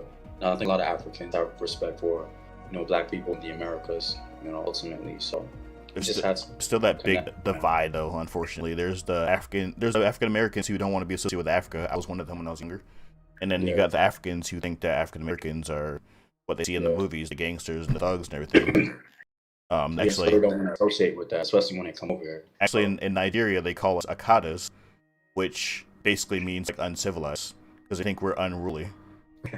So, yeah, they look down on us just like we. I say we, obviously not me, but they look down on us like we look down on them. So, I honestly think it's the older Nigerian generation that is advancing that more or advanced it more. Yeah, I think the younger Nigerian generation, it's hard for me to believe they're on that tip. There might be some residue there, but for the most part, like, all the Nigerians I met were really cool. It was just very natural. It's funny because, my aunts, they're nurses. My mom, she went to school with some Nigerians specifically, and sometimes they would come up to her and my aunts and speak their language or whatever. And, assuming they were Nigerian or from their particular ethnic group.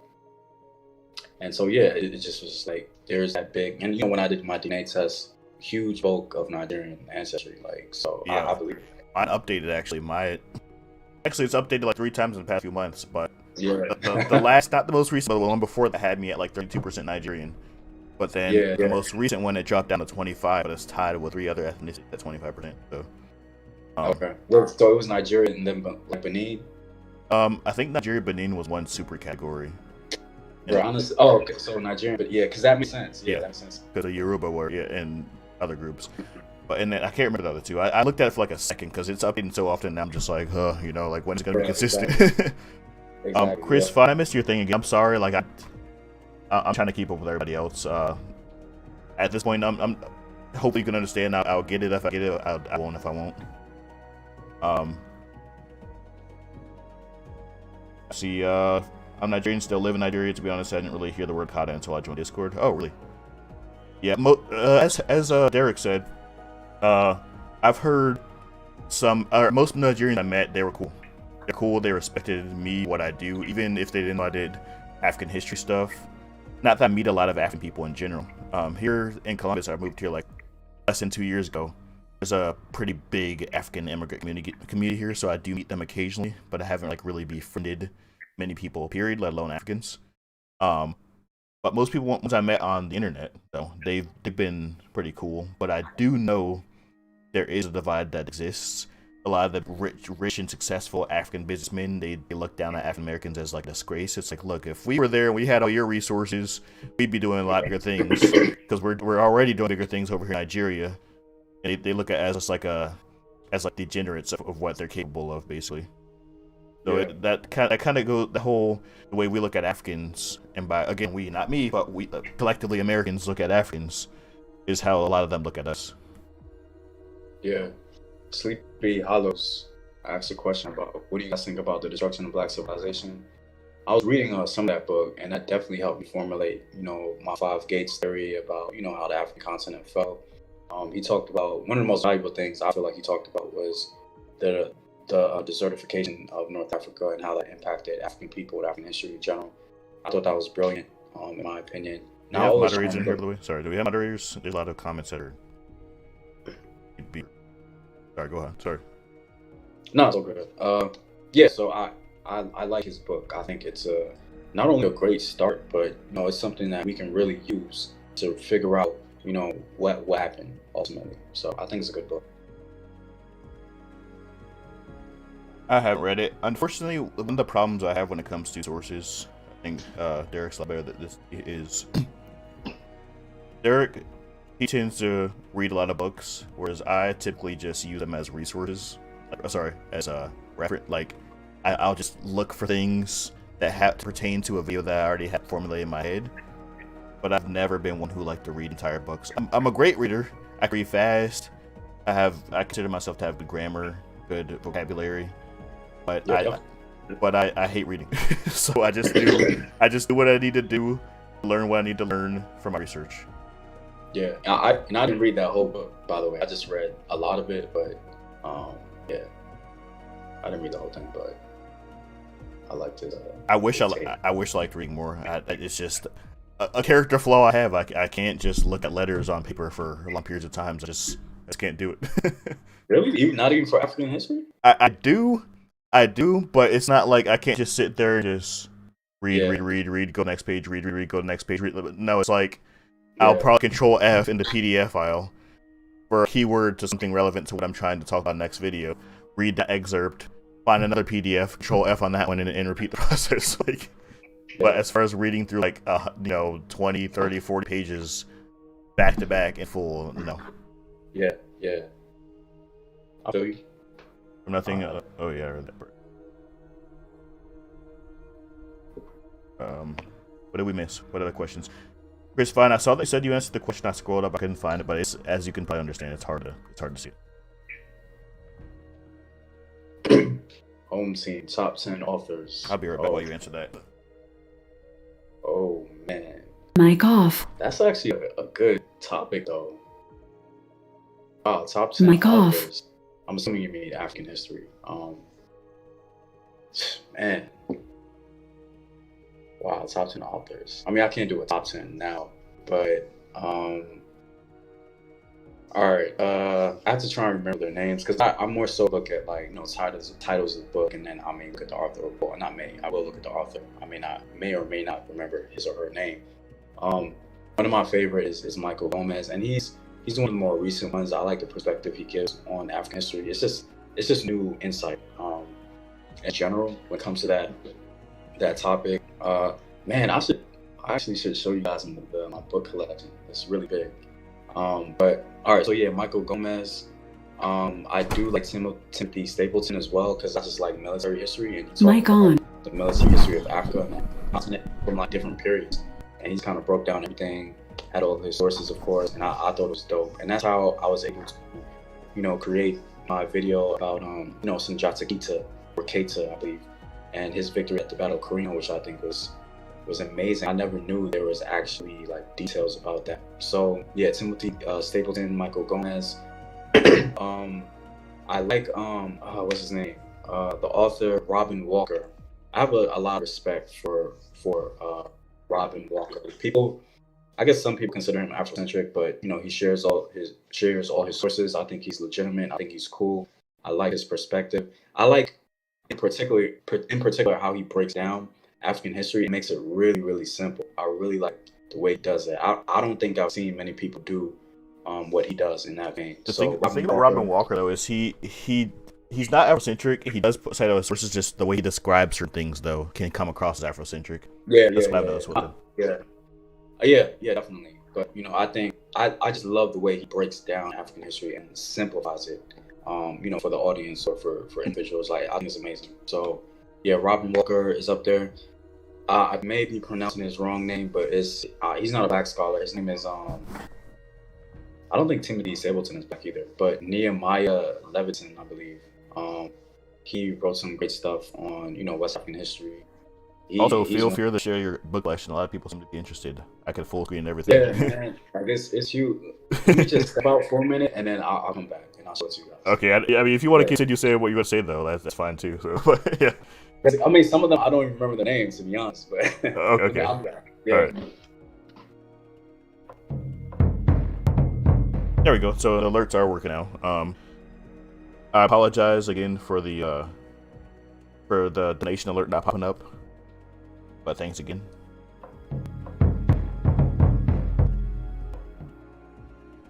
By the way, bear in mind these alerts are the Imperial Army or the YouTube subscribers, and they tend to come in bursts. I guess they don't update them all at the same, or they update them like once every 30 minutes or once every hour or something. I don't know how it works, but yeah.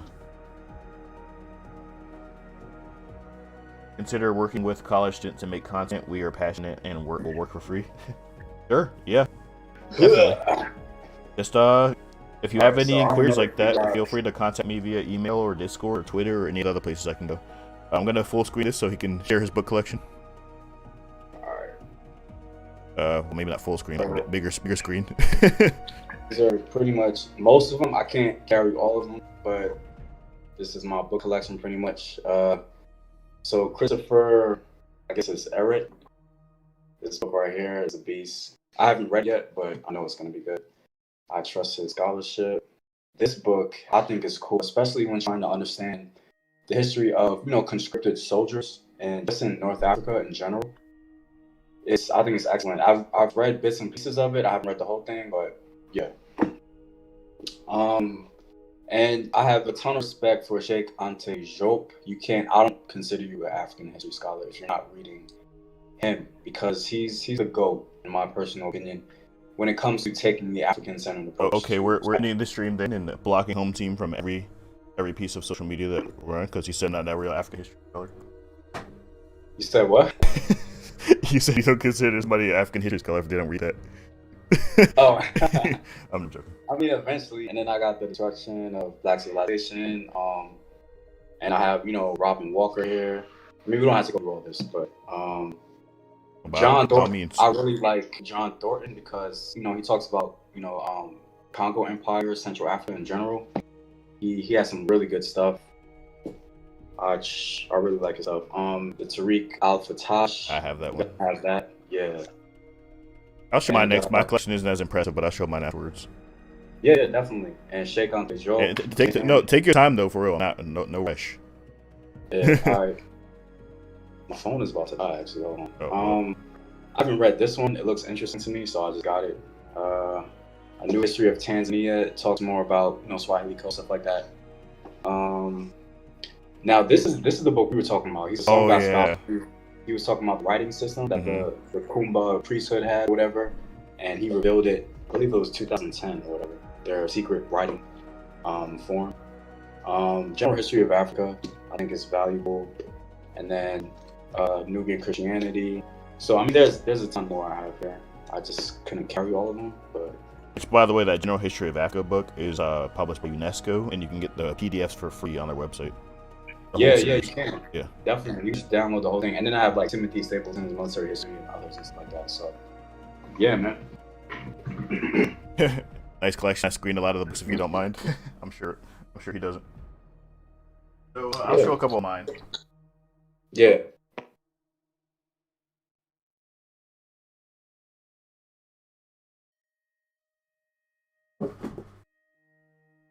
As I said, mine's not as impressive. Most of my sources are electronic, so I don't have any hard copies. For a while, when I was more financially stable, whenever I bought books for my team members, I would buy a copy of that book for myself as well, and I did that once a month. I built my collection, but unfortunately, life did not allow me to continue doing that, because, yeah. But anyway, this is a really old book. I actually put a label on it because it does have the original thing. It's really old. It's from 1954. So a lot of the content has some racist undertones, and you can easily miss some of the stuff. But was actually one of the pivotal books I used for my history of Ghana, Mali, Songhai every year. It was one of the pivotal books for showing the territorial extent of Ghana, because it named 3 specific places that Ghana still controlled after its collapse, after the Almoravids. So I was able to draw a pretty good idea of what it would look like. My team member, I'm not going to take that away from him. He has the maps, he has the satellite images, he has the archaeological sites, he has all that data, so he made it even more accurate, but I was at least able to give him names from this book. Peoples and Empire of West Africa. This is a good one. This was really good for Mali, for the territorial extent, 1000 to 1800.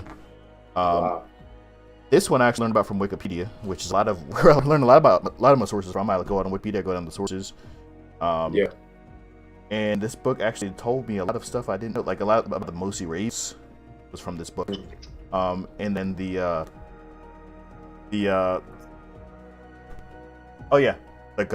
not the Ghana. Jabari, not to cut you off. My phone is on 5%. Yeah, I don't have my charge. I know I'm an idiot, but I'm gonna see if I can transition to the computer or the desktop.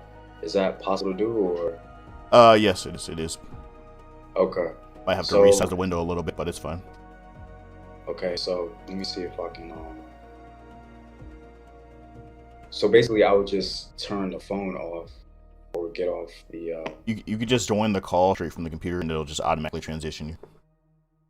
Let me see.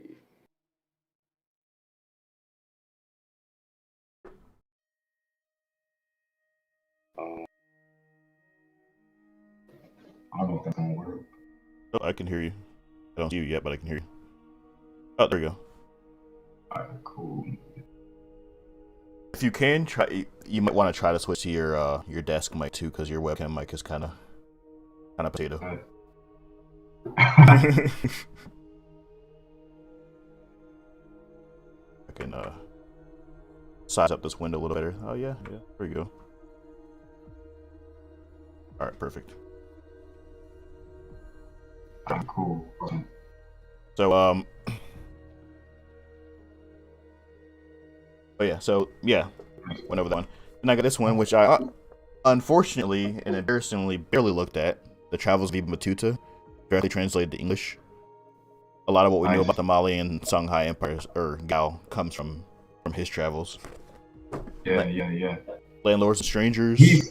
I'm sorry, go ahead. Was it Ibn Battuta? I'm trying to remember, because he's the one that said that they were like they were Mamluk soldiers that the Mansa had. I think it was Mansa Suleiman at the time. There were Mamluk soldiers that Mansa Suleiman had from Egypt. I think he did say that. Yeah. So this one, Landlords and Strangers, this is the one where a lot of my information about our original topic, the Mali's dominion over the Gambia River, a lot of info I got was from this book. Oh, okay. And then got this one, which I plan on have barely touched, but I plan on using this one when I reboot my Cities Built African series. The one I did in my early days of this channel was pretty embarrassing, so I kind of want to reboot that and do it better. And it's some interesting stuff. I have looked through it quite a bit though, but I have barely done much with it. In particular, I like the descriptions of the Zulu cities. Because they weren't cities in the traditional sense of a city. They were more temporary things. it actually full on says they rarely outlasted their builders. Because the Zulu primarily built in thatch, and then the walls were built of wood. So as you can imagine, it was very easy for and they were they're predatory in nature, because the Zulu were conquerors.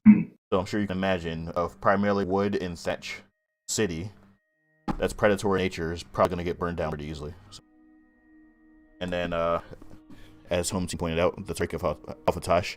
I got the hardcover copy though. It had the plastic thing over it, and I just took it off because it was a pain in the ass. So yeah, that's about it in my book collection. As far as hard copies. Somebody asked a question about and I actually got the book. It's from Robin Walker. Oh, you guys see it? And somebody asked like, were there I guess black pharaohs before 20th dynasty? I just happened to see the question. And according to Herodotus, and I know every time like I quote like Herodotus or Diodorus Siculus, people have problems with it, but I'm just trying to show it's part of the narrative. That's all I'm pretty much trying to show. But according to the book, Herodotus said that according to let me just read it. It says the priest said that Mena was the first king of Egypt. Next, they read me from a papyrus the names of 330 monarchs, who they said were his successors upon the throne. In this number of generations, there were 8 Ethiopian, Sudanese kings, and 1 queen who was a native. All the rest were kings and kings or whatever. So basically, he was saying before, basically this is talking about before the 25th dynasty, there were 18 Sudanese kings. So people from North Sudan, I'm assuming. I guess to answer that question. And to say black pharaohs, to me, the whole Black Egypt thing has always been a debate or whatever. Yeah. But it's problematic to separate Egypt and Nubia in that drastic racial term. So, but yeah. Actually just had somebody DM me the other day about that. They said, donation. Thank you for the $5 donations, Zoltar. Could you two refreshing scholars have a weekly or monthly historical topic discussion? That would be a great program to look forward to. I'm open. I mean, I know HomeTeam has a family and other things to deal with, so but yeah, if he's okay with that, I'm okay with it. Man, that's a good idea. That's a good idea. We definitely, I definitely want, topics more so, and because I don't want to, because I have a tendency to just babble, and we can, me and you can go right. So, as long as we have, some good topics or whatever, we can. I think that would be cool. I was actually thinking of maybe occasionally bringing guests in here too. Oh my goodness. What do you mean? Yeah. So what kind of guests are like professors or like anything? Like for me, for one guest, like viewers, like maybe some kind of like contest or maybe patrons or something. Okay. But also, yeah, like professors or doctors or anything else pertaining to the topic that we're discussing. But also, this one is a bit more of a controversial one. Bringing in the Afrocentrics or the racist white bigots. Sometimes. I was thinking of doing that sometimes. Interesting. If you would not like to partake in those ones, I totally understand. But I think I plan on doing that eventually. Because it'll be amazing to destroy them on stream, respectfully and eloquently destroy them.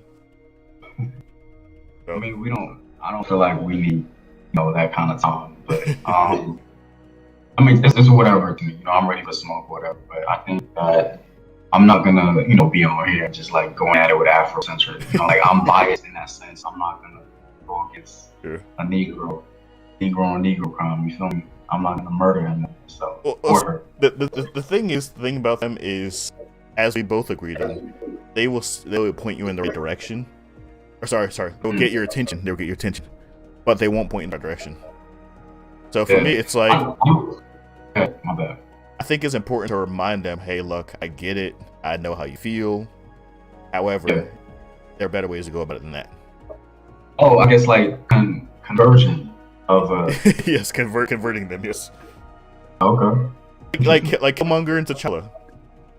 I like that. Honestly, the only sort of I only took criticism from I don't want to call him a white supremacist though. I wouldn't say that. I wouldn't call him a white supremacist. I took criticism one time for like he was just like, hey, because we kind of went back and forth. He was just like, I disagree with you, but you made some solid points there or whatever. And then he was just like, you need to bring more nuance into this. And I thought I was doing that already, but I could see that some people were misinterpreting or misunderstanding what I was really trying to say. And I was like, maybe I should bring more nuance so that perhaps people can, put these pieces together, when I articulated some history.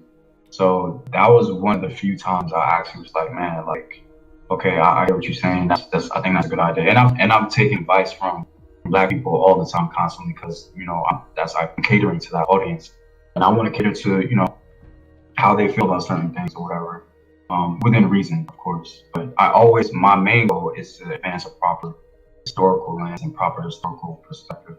So one thing I don't like though is I don't think oral history gets the respect it deserves, and I think that because I don't think we understand the purpose of oral history, and this is purely my opinion. It's not based on what I heard some scholars say. When it comes to oral history, I feel like it's kind of like a representation of the social media of the past. And I feel like, say, 5,000 years from now, people go back and perhaps they're able to look at the social media, the dialogue of social media. They're going to see facts, fiction. They're going to see lies, truth. That is the best comparison I've ever heard anybody make to oral history. That's a great way to look at it. I would say that. Yeah, I feel like it really is. And like, with my example, 5,000 years from now, people are able to look at the record of social media. They're going to see facts, fiction, romanticism, truth, lies. They're going to see a whole spectrum of things. And to me, that's the perfect history, because we really get to understand that time period. You feel me? And I feel like oral history really kind of takes from that a little bit, in a sense. And I feel like it needs to be respected for that. Just have to look at it in the proper way. Thank you for the $20 donation, DC. Appreciate that. But yeah, I completely agree with you, Derek, 100%. Like, oral history, obviously, it has its problems. Like, you tell somebody that you got in a car accident because somebody ran a red light, and then they tell your mom that some dude ran a red light drunk, right? And then your mom tells your grandma that some drunk dude purposely ran the red light while drunk and high at the same time. And then next thing 100 years down the line, it was a guy flying on a dragon with a whole army. So like, oral history is prone to those sorts of things. I experienced in the army, like, they'll say, be at this place 7 a.m. tomorrow morning, and then like the first sergeant tells that to the platoon sergeant. Platoon sergeant says be there at 6:45. And then the platoon sergeant, because he wants to make sure you're early, and then the platoon sergeant tells that to the squad leaders, and squad leaders say be there at 6:30. And then you want to make sure you're on time, so you can be there at 6:20. So it's one of those things. However, it's not all complete bull. Like, you can, just like the whole theme of this original live stream discussion is, you got to learn to be able to discern what's true and what's false by comparing things, by using your own common sense in some cases, but you got to compare things and make your own judgment at times when sources are ambiguous. But in general, despite the fact that the sources being ambiguous doesn't mean they're useless. And oral history is one of those ambiguous but not useless things. Yeah. No, I totally agree. Definitely. That's why, like, in my closer look videos, I definitely want to include oral history from what they say, and then just tell what scholars say as well. But I always want to respect what they say, ultimately. So, and a lot of what we know about African history, despite being written down today, does come from oral history. Exactly, it comes from oral history, a lot of it. So I mean, yeah. I think DeVito, the almost great, he said, you're not almost great, man, you're great. I don't know why you're almost great, but he asked a really good question. The African kingdom is the most underrated in each African region, Central, East Africa. Hold on a second, Derek, really you're kind of breaking up a bit. Give it a few seconds. Your video feed's frozen and your voice is kind of lagging out. Okay. Want to try like cutting your video and turn it off and back on? Let's see. Am I still? Okay, hold on.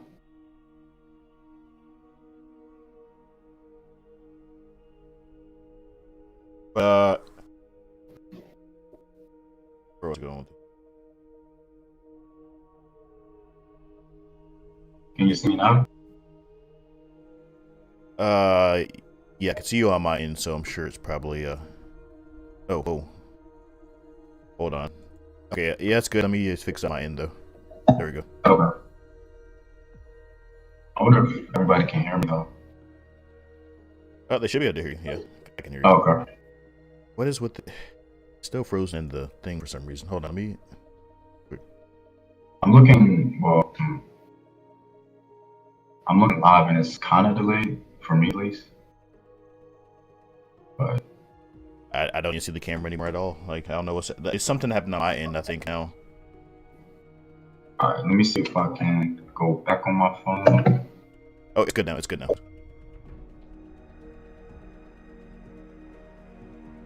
You're good. Everything's good. Okay. For me, he said Bombara is, underrated. I would say I think that's a great answer to that question. I would say though, I think the Hausa is. I think they are underrated. Yeah, they're like the Greek city-states of West Africa. Exactly. And Songhai, they actually legitimately tried to take over the Hausa city-states, and they couldn't necessarily conquer that entire region in full. They had some difficulty there, and I think that is significant. I think the Hausa not only being underrated, they're not only underrated, but I think that I don't feel like they lived up to their potential. And this, I think it's because of choice, because of city states and the fragmentation of power, if you will. But yeah, I feel like the Hausa had a lot of potential to be like a real one of the head honchos in West Africa. There were some attempts though, like Kano Empire did form a temporary empire at one point. Yeah. But I feel like just faced with pressure from the two largest African empires in history, you got the Kanem to the east, and then Songhai to the west. The timing of it was pretty bad for them. Yeah, I can. But oh, he said other areas too. And even the so for me is sorry, go ahead. Yeah, my bad. Yeah, for me, West Africa, Hausa, I would say like Southern Africa, underrated. Perhaps, Razvi, perhaps, East Africa. I can't even put it into a I category. think Asia. It's just the whole of Sub-Saharan Africa is underrated, honestly. Like, it just is. I mean, every part of it. Is pretty underrated too in East Africa. Because, like, Southern Africa, there's actually been systematic efforts to erase their history and overtake it with white, and even today, even post-apartheid, the whole political structure of those structures of those states is built around European ideologies, and there's no incentive for them to teach their own in schools. Like, they're still teaching this primarily Eurocentric curriculum. There are ruins down in Zimbabwe, Namibia, and South Africa, everywhere, all over the countryside. Stone ruins of massive stone structures everywhere. They're just getting bulldozed. Like, no archaeological excavations. They're just something that people grow up seeing and they don't think about, don't care about. It's just there, and it's pretty sad. Yeah, like the recent video called how Africans conquered water. Like, I talk about those. I'm pretty sure you saw that one. I haven't seen that one actually. Oh, okay. Well, there's like aqueduct systems down there written about, talked about by early explorers. But those areas, there are a few that are preserved, like Great Zimbabwe, obviously, Mapungubwe. But most of them, like, I know people who lived there, and when I discuss them, I'm like, hey, did you know that there were this, and they're like, oh yeah, I've seen those before when I was a kid, and they were just in the middle of, like, farm fields and stuff. It didn't matter to them. It was just there. Wow. Yeah. That's crazy. Yeah. Wow. That's interesting. I always said that, man. Like, if I became like really rich, a millionaire or whatever, like I would like fund all these archaeological digs in Africa. Like, I'm like no lie, like I really would. I would go over there and everything. Same. Because I feel like Africa is just, I feel like it's really undiscovered. So it's like that video you recently made, the Dead Sea Scrolls of Africa. They're just waiting to be found. We could find, exactly. for all we know, this is obviously, I'm not saying this is true or it's going to happen, but for all we know, we could dig up an ancient library in the middle of South Africa right now that dates back from like 2000 BC. For all we know, Yeah. but it's just not enough work done on that area. Just, as I said, people bulldozing stone ruins for crop. You know, that's what's happening down there. Yeah. Unfortunately, though, I feel like the Sahara has many secrets we will never know. Honestly, just never really know.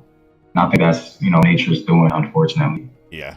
Unless there's some new technology or whatever, like a plane can just see what's underneath the sand and fly over the Sahara, which is not going to happen anytime soon. It's just it would be very difficult. But I know there has to be some stuff under that sand. They can, to an extent. They can use radar and penetrate the surface, but it's just, I think the main issue isn't necessarily the technology, but the incentive. When people want to grow up and be archaeologists, Africa is not the first thing on their list, and if it is, it's restricted to Egypt. Nobody's like, I want to be an archaeologist and go to Nigeria. There's just that demand's not out. The archaeologists want to dig up. They want to go to the Mayan ruins. They want to go to China. They want to go to Italy. They want to go to England. They don't want to go to sub-Saharan Africa. That's like the back of their brain. So, and I'm hoping. There can be a lot of opportunity to grow. Black, white, whatever. Yeah, like I'm hoping what Home Team's doing, what I'm doing, encourages people to do that. Like, I said all the time, untapped potential with archaeology, with the media industry, with so many things. Nobody's doing this. Nobody. It's not even always malicious. It's just, if you tell somebody, I want a movie based on historical times, right away, the moment you put them on the drawing board, pretty much everywhere but Africa's gonna be on their brain. And the moment you're like, hey, I actually want it to take place in Congo, they'll be like, what? Like, it'll be the biggest surprise to them in the world, Yeah. Especially like the Democratic Republic of Congo, that huge space there. Just mostly rainforest. Like, you have and all these ancient Iron Age sites discovered there, despite this very tiny amount of archaeological work there, that could potentially have been the earliest Iron Age producing region, or Iron Age region in the world. But despite the tiny knowledge we have, there are strong indicators that Africans were the first ones to ever produce iron tools. Yeah. Actually, my team member Redwall, I wish I had the source at hand, but I don't. But he had a source that said there are more archaeologists in the state of Arizona than the entire continent of Africa.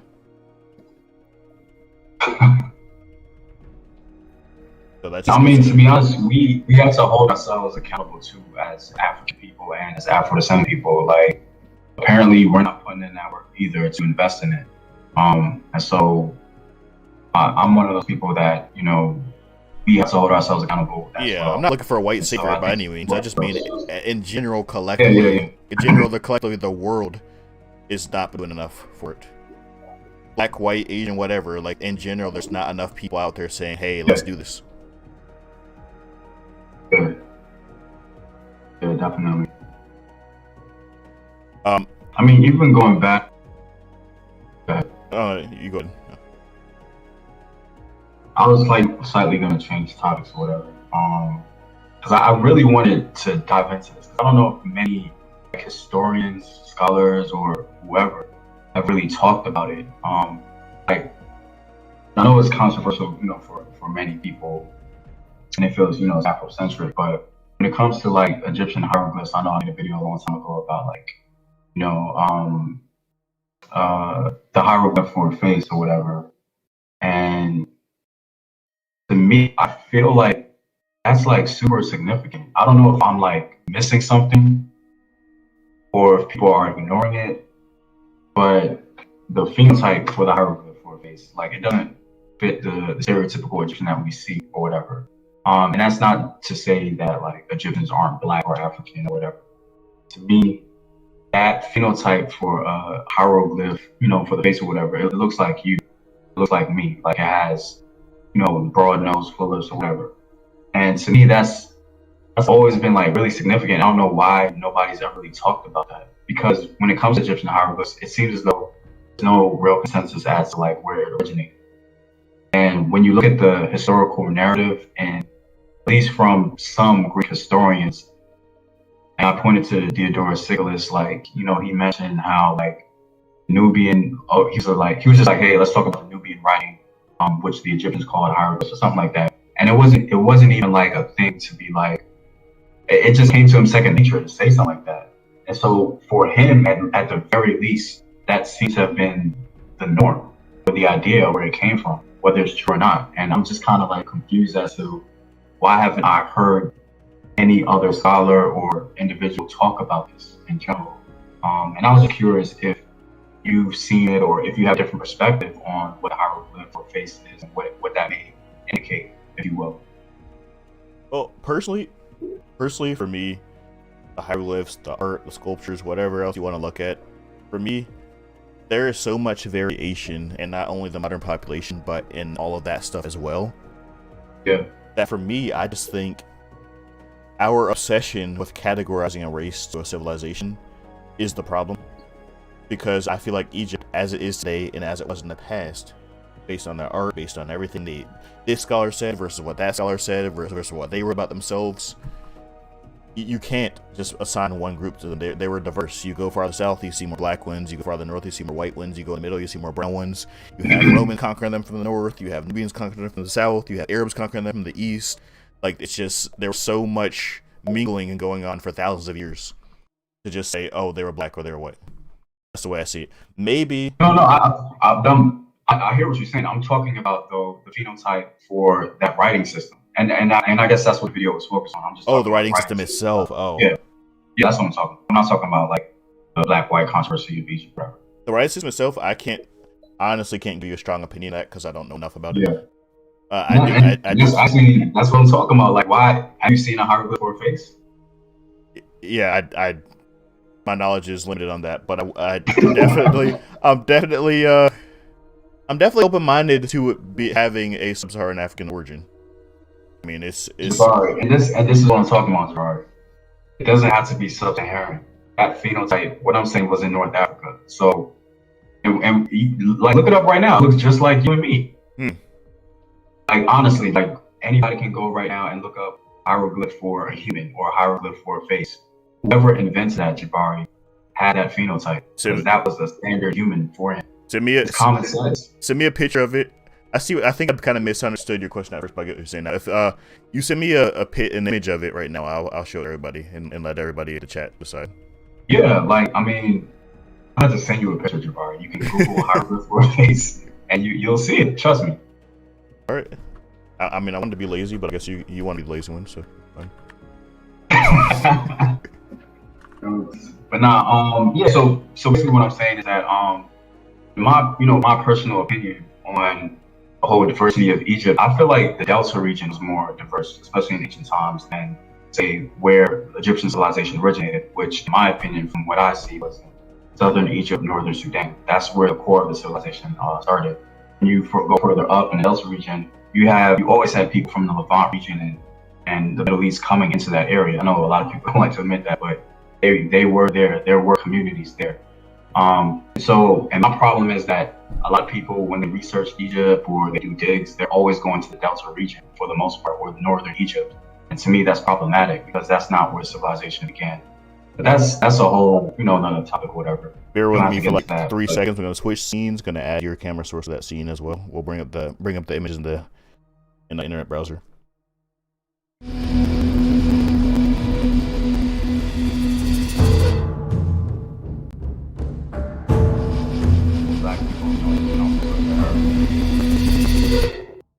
Sorry about that. Right, there we go.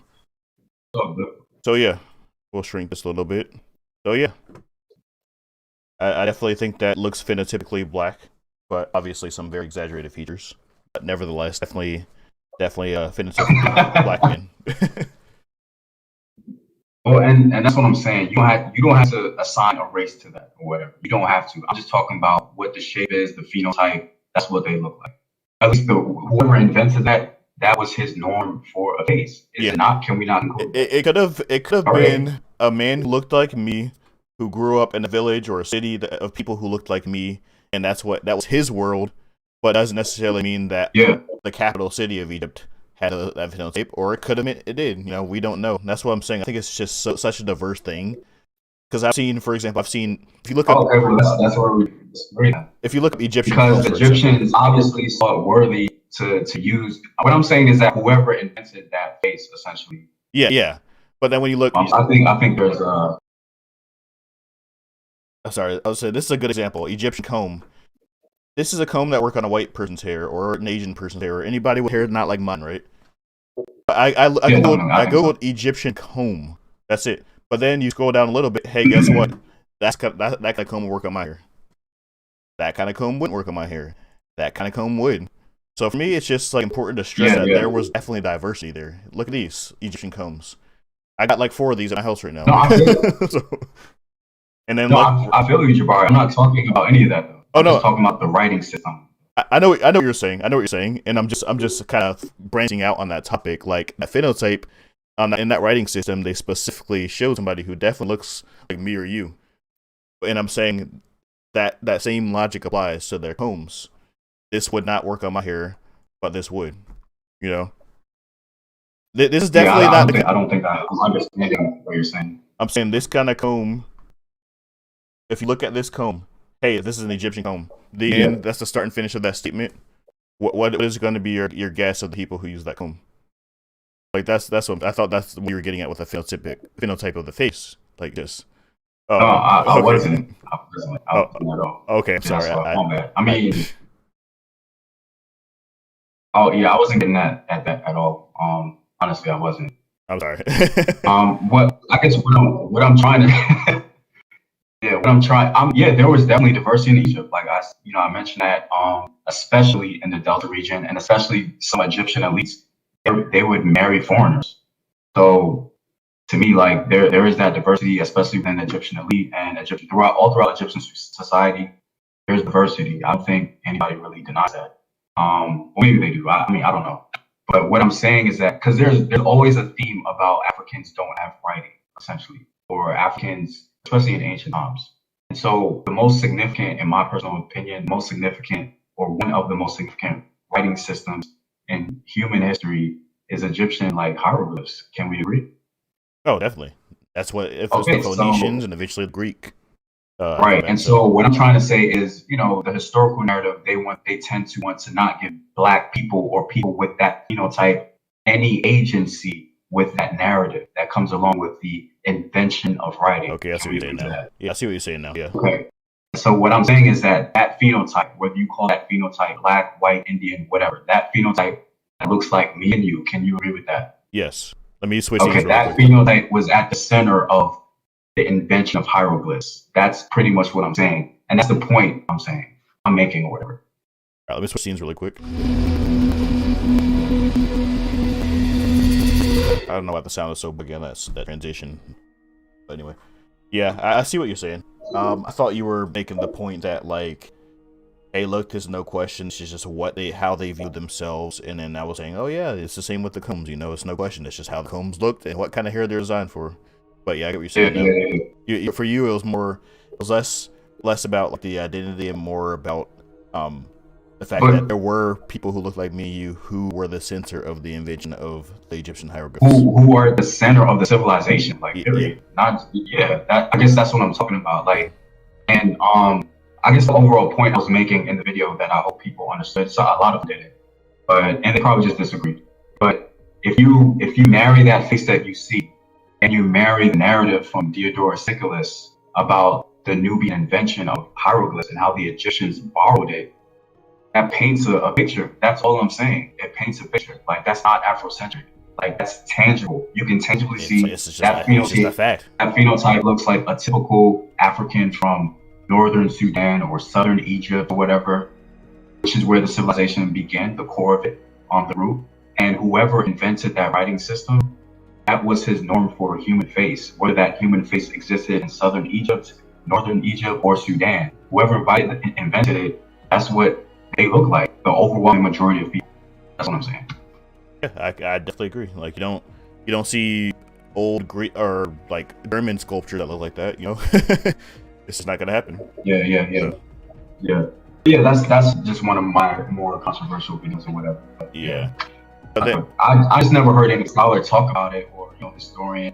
And I was always curious about that. Like, to me, it's super obvious. The problem though is nobody really. You got to be connections. You got to be careful with using art as validation of things, though. And I think that's probably why they want to tread lightly. For example, they will say the Olmecs. The Olmecs, for example, is a good example of that. You know, you don't want to make any conclusions based on how Olmecs look. I don't think that's a fair comparison. I agree with you about the Olmecs. I don't think the Olmecs were Africans or black people. I really don't. But you know, you have that phenotype in Sudan, and that phenotype still exists. So it is what it's representing. Like, you can't be disingenuous with that. And I'm not saying you're disingenuous. I'm saying, like, people who want to make that argument, like, oh, it's not clear. Oh, it's clear. It's very clear. Yeah, and that's just my perspective. Oh, that's a good point. That's a good point. I'm just saying the reason I brought up the Olmecs, not saying it is a fair comparison. I'm just saying from a general perspective, using art as a basis for how the people looked, though, I think is something people always be careful with, because back then there was a lot of stylization and nuances and stuff. So I think that's probably why there's like, yep, not even gonna deal with that right now. I want people to take my stuff seriously. So that's probably to your point, it's crazy you say that. When it comes with the Olmecs or whatever, and a lot of people think that, I guess, the native people, they originally came from Asia. I know a lot of Asians, man, that look like super light-skinned black people because of their broad nose and their full lips, and even the roundness of their skull or whatever in general.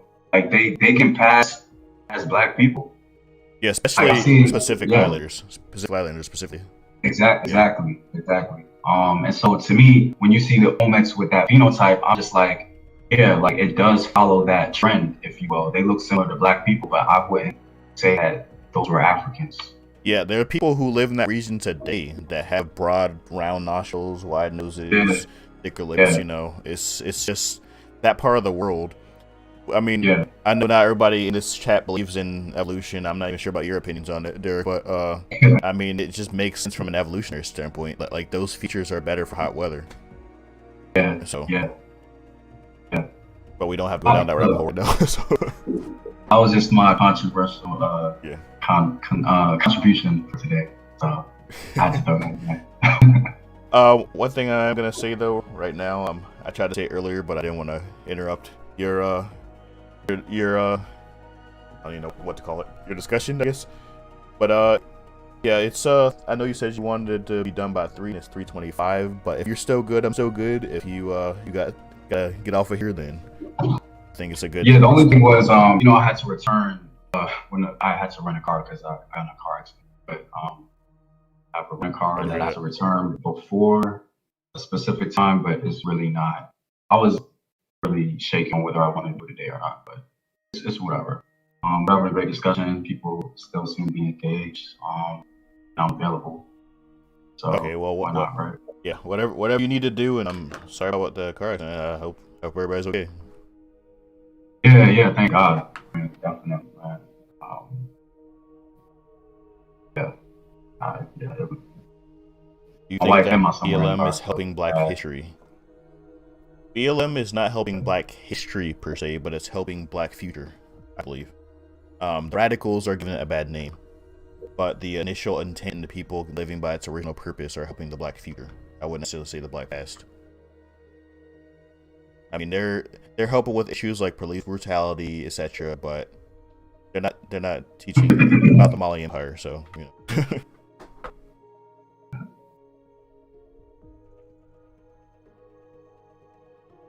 People don't know. Any other questions? That again, as I said before, no shame. Ask it as many times as you want, because we're probably not always going to see it. And if we do, we might be in the middle answering another question. So yeah, definitely. Where the racists at? I didn't see racists. I was probably just engaging in discussion or whatever.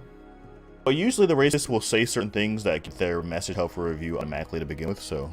Oh, okay. I haven't seen any of those yet. All the messages that got held from review are just a filter being stupid and my moderators not being here to allow the messages. Yeah. I mean, I love debating, man. That's actually one of my favorite things to do. And I'll debate, anybody or whatever, because I really want to learn. Honestly, I debate people because I really want to take from their game a little bit so that I can incorporate it into mine, and to learn. So that's why I love debating, and so it just improved my game in debating, stuff like that. So I actually like debating racists, or just people who disagree, whatever. So I can take what I can. I like to let them know that their knowledge is fueled from a bigoted, biased perspective, and let them know that mine is just purely facts. Because I feel like that's going to back them in a corner and make them have to make one of two decisions. One, dig themselves a deeper hole and look even dumber. Or two, agree and be like, you know what? I get it. I was just mad at all the Afrocentric. I've had that happen quite a few times in my comment section before, actually. Oh, really? Where they say, like, they'll go to my video, immediately start calling me an Afrocentric, telling me that I'm anti-white, etc., etc., etc., and I'm, by the end of the conversation, they're like, yeah, look, I genuinely wanted to learn about African history. I would check, like, 5 different videos, all of them were Afrocentric, trying to steal my history, etc., and I thought yours was another one of those. It's usually the Amazigh. Really? Mine are usually white people, honestly. But Amazigh is 50-50. On my Moors video, I'd say the most angry demographics were black people and white people. Hands down black people, followed by white people. Amazigh was 50-50. Half of them were like, thank you for doing this. I'm sick of people trying to take my history, blah, blah, blah, blah. And then the other half just assumed I was an Afrocentric trying to steal their history without watching the video or understanding the context of it all. So. I think, we're always going to get it from both ends in general. Just, it comes with territory, and that's okay, as long as people see genuine people see genuine dialogue, people see, when you're genuine, period. So let's continue being genuine. Unfortunately, the overwhelming majority of the community sees that. The overwhelming majority of people who watch our content sees that. So that's what whenever if I do feel any kind of way about it, I usually just remind myself, those people are the exception. And thanks to everybody here showing the support and love, as always.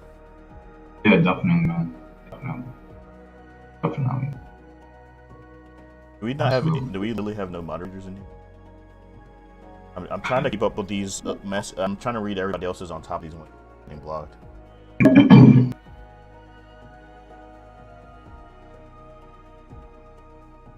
Oh, we got one moderator. Okay. What I miss?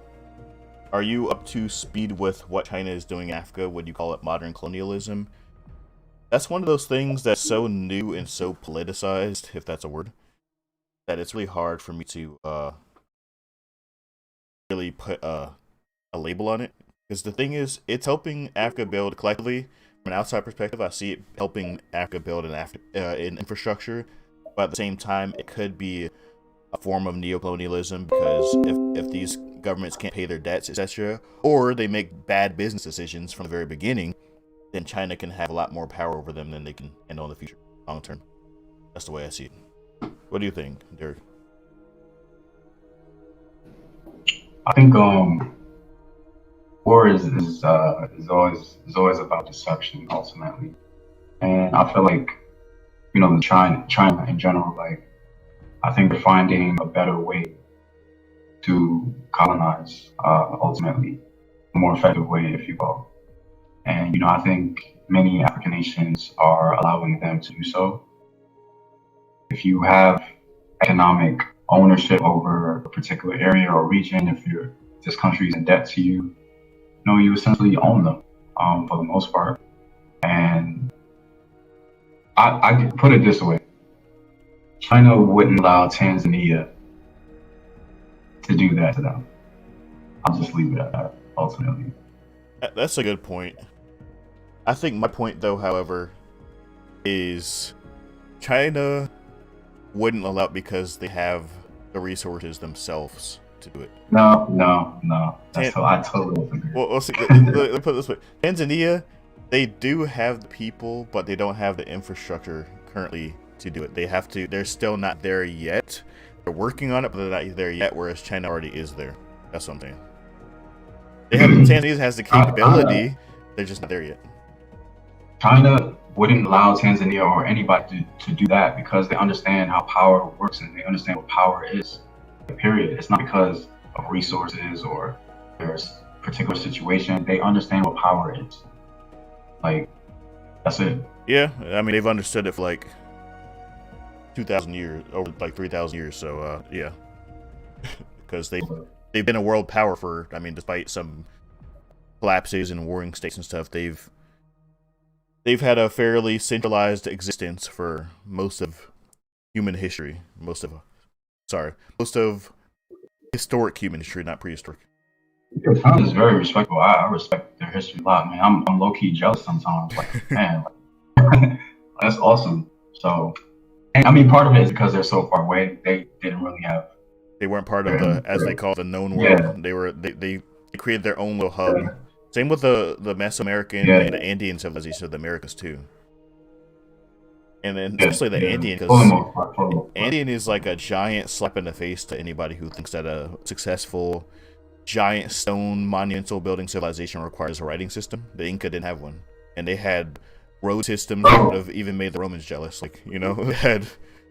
I hate when people do that. They judge civilizations based on what they feel is a supreme civilization. What's your question, Zahir? I've seen you tell me you have a question 3 times, so. I'll wait for your question, Zahir. But yeah, actually the Yoruba, quick fact, I forgot what it's called. I really wish I could remember right now. They had a system of communication similar to the Incas, Kipu rope, the Kipu knot or whatever. Do you know what I'm talking about? Mm-hmm. I've heard of it before. I haven't researched it at all. I'm sure somebody here can tell me what it is. It starts with an O, I think. It's like a rope, but instead of knots, has a series of like seeds and nuts and berries and stuff on it or whatever, and it makes a pun, basically, if you will. Like, for example, there'll be like a knot and a cola nut and I don't know, a piece of straw. That's like and it basically stands for you don't want cola but you need some straw. Like, that's how the system worked. And they would, but obviously a lot more complex than that, and they would use those to transmit messages long distances. I was meaning to make a video on that because it was really interesting. I recently found out about it. Yes, so here I've seen you said you had a question 4 times now. I told you to ask your question, but you did not ask your question. So I learned that, but I forgot what it's called. Oh yeah. I think it's called like Oroko or something. Let me look up.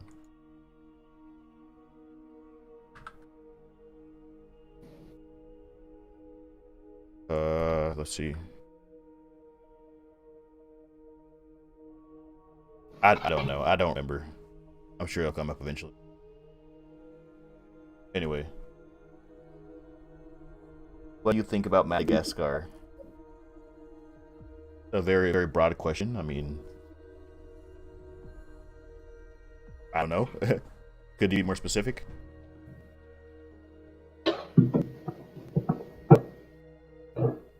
The Incas never developed a written language. However, their system of Kipu is unique in human history. Inca recorded accounts with a knotted string. Yeah, that's what I'm saying. And the Yoruba had a similar system, but of course we never learned about it. It's a real shame. There's so much stuff like that. It's just, you never learn about it. You never know about it. Like, we learned about the Incas, that they had the aqueducts and the Kipu, but the Yoruba, as a lot of my viewers keep saying, were based. The Yoruba had, like, every day that I read about them, like, whoa. Like, there's always something that's just whoa about them that I'm finding out about. Yeah. It's very interesting. Very interesting. Okoro. I was close. I said it was Oroko. It's Okoro. I know we were talking about how Ghana kind of popped out of nowhere. think you were talking. There's some delay. Yeah. Home team and I were talking offline about how the Ghana I don't Empire think is. I'm doing anymore. Huh? Was that?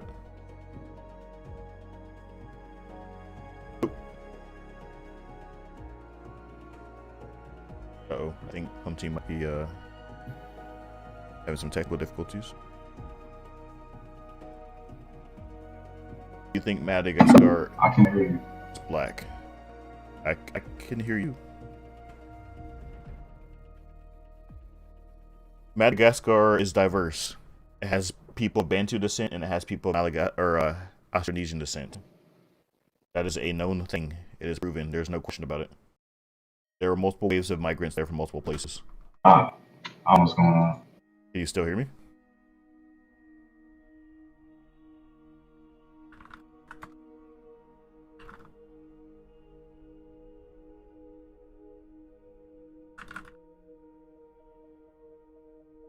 Sure.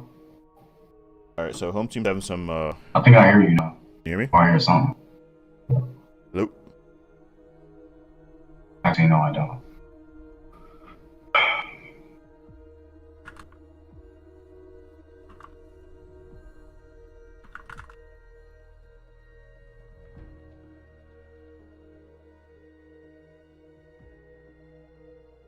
Alright, well let's is it good now? Testing. Can you hear me? Yep, can you hear me?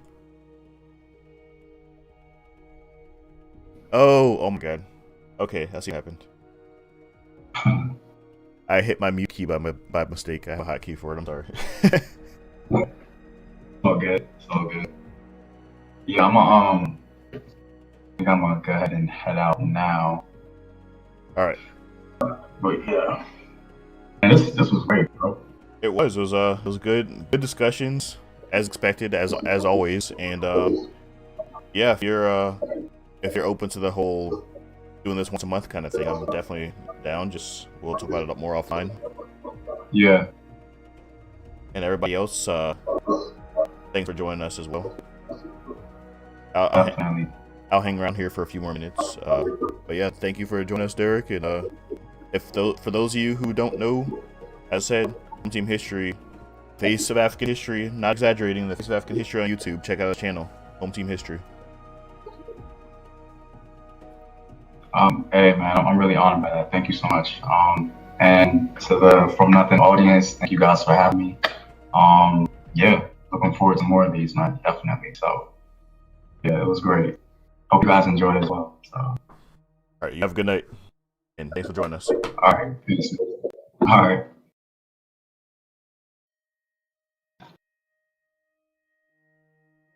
All right. So whoever it was who brought up the idea of us doing these regularly, thank you. I thought about it before, but as I said, you know, he's a full-time creator. He has his own priorities and everything. I don't want to step on anybody's toes, but might try to get something in the works. You two are the only ancient black historians. No, there are more than us. There are others. The home team by far is the biggest one, as far as I know. And I don't think I would say I'm one of the biggest, but that is only because there are so few of us. But I'm definitely not close to the biggest. There are ones that are more popular than mine. Where do you get your dashiki? Honestly, I think I got it on Amazon. I don't remember. I just remember when I wanted to get back into streaming, I wanted to have some kind of identity. I'm like, you know what? Like dashiki. Eventually, I want to get like a custom set of a nin armor. But yeah, I pretty sure I got it from Amazon. Yes, there are ones doing this in Africa. What From Nothing's doing? Yeah, there are quite a few. The biggest for me. Well, thank you, Zahir. I appreciate that. I try. I do my best. There's so much more I wish I could do, but I can't right now with my current situation. But I try to do as much as I can, given the circumstances. Can I ask a question? Sure, Marona. Who are the other black historians? There's Ronu Creative, He's a Nigerian historian. There's Tuanechi. I forgot how to say it properly. There's a few. The only problem is most of them though, they tend to, I guess it's not really a problem, but they focus on they focus on all of Africa like collectively versus like African history. There aren't a whole lot that are specifically African history oriented. Hidden history, yes. Hidden history is actually one of the moderators in my my Discord community. I remember when he first joined that community, he probably had maybe 30 or 40 subscribers. He was very tiny, just starting out when he joined. If you visit Nigeria, I'll give you a warm welcome. Thank you, Zahir. Is that where you're watching from? I have a whole 200 video playlist dedicated to Nubian history. Really cool. Over 50 documentaries. Feel free to share that in the Discord server if you're part of it, Mint. Hidden history is great. Yeah, hidden history, he has some great editing skills for sure. Definitely, if I had more time, I would, like, for me, I'm trying to make this into a career. So I'm trying to balance quality and quantity. Whereas for him, he just cares about quality. Because he's not trying to make it into a career, it's just a hobby for him. So he can put tons of time in making his videos look nice and crisp and clean. And for me, it's like I want that, but at the same time, I gotta be realistic and just try to actually push out, as I said, a good equilibrium between quality and quantity. So don't get me wrong, I'm not short ending on research and stuff, but when it comes to the actual, because I want to add sound effects and all kinds of cool text and animations. There's so much I want to do with the videos, and I just, for anybody who has done any kind of video editing, you understand that stuff takes a lot of time. So, but at the very least, I have the nice little animation in the background stuff at the beginning and blah blah blah, and add some stock videos and stuff. At the very least, make it. I want it to be entertaining, but if I were a full-time creator, you'd see some much better stuff, trust me. Some way better stuff. What did I miss? Have you been to Africa to study ruins, etc.? I have not. Somebody else asked the same question earlier in the stream. I would like to in the future, but as of right now, that is not something currently feasible for me. Especially with the lockdowns and stuff going on. Love in the background, thank you. Even the masonry, there's a lot that we still don't understand. People think we reached the unique peak of engineering in a few hundred years, while there were obviously other paths. Yeah, there's no linear path to success or civilization. There are several branches to that tree. Remember me when you're famous. Your animation is base, bro. Thank you, Zahir. I mean, if I see you consistently, there are quite a few people I do remember. Because they're always watching my live streams, they even watch my gaming streams, they comment on my videos, some are directly supporting my Patreon. There are quite a few people who I do remember. Because they're constantly showing their support and giving me love and just encouraging me to keep doing what I'm doing. And those people who do that, I appreciate it and I'll remember them. Hands down. Thank you for the animation comment, by the way, always blue. Animation, I found a very easy way to do it that doesn't take much time. Back in the day, I manually did the animation, it was just too much. But now I found a good way to, as I said, that quality versus quantity equilibrium. Your channel, I mean, thank you. Do you have any information on the origin of the African collar? Not really, are you, this isn't a collar. The concept of a collar, like a extra piece of fabric that you fold down, that's, for the most part, a very European thing. I see very few cultures that actually have collars on their clothes. I heard traveling to Africa is expensive, especially compared to traveling to Europe and such places. Is that true? I think it'll probably depend on where you go. Because some of the countries don't have very developed international airports. So it'll probably be more expensive because you gotta like land at one place to another place to another place, then take the small Cessna plane to that place, and yeah, to get to where you want to go. Do you remember me? I remember your name, but that's it. Sorry, nothing personal. I usually lurk, but I have to show my appreciation. Thank you, African Sun. you remember me as the Nigerian guy or as Zahir? I think I do remember you telling me that you're the Nigerian guy. Zahir, now that I think about it.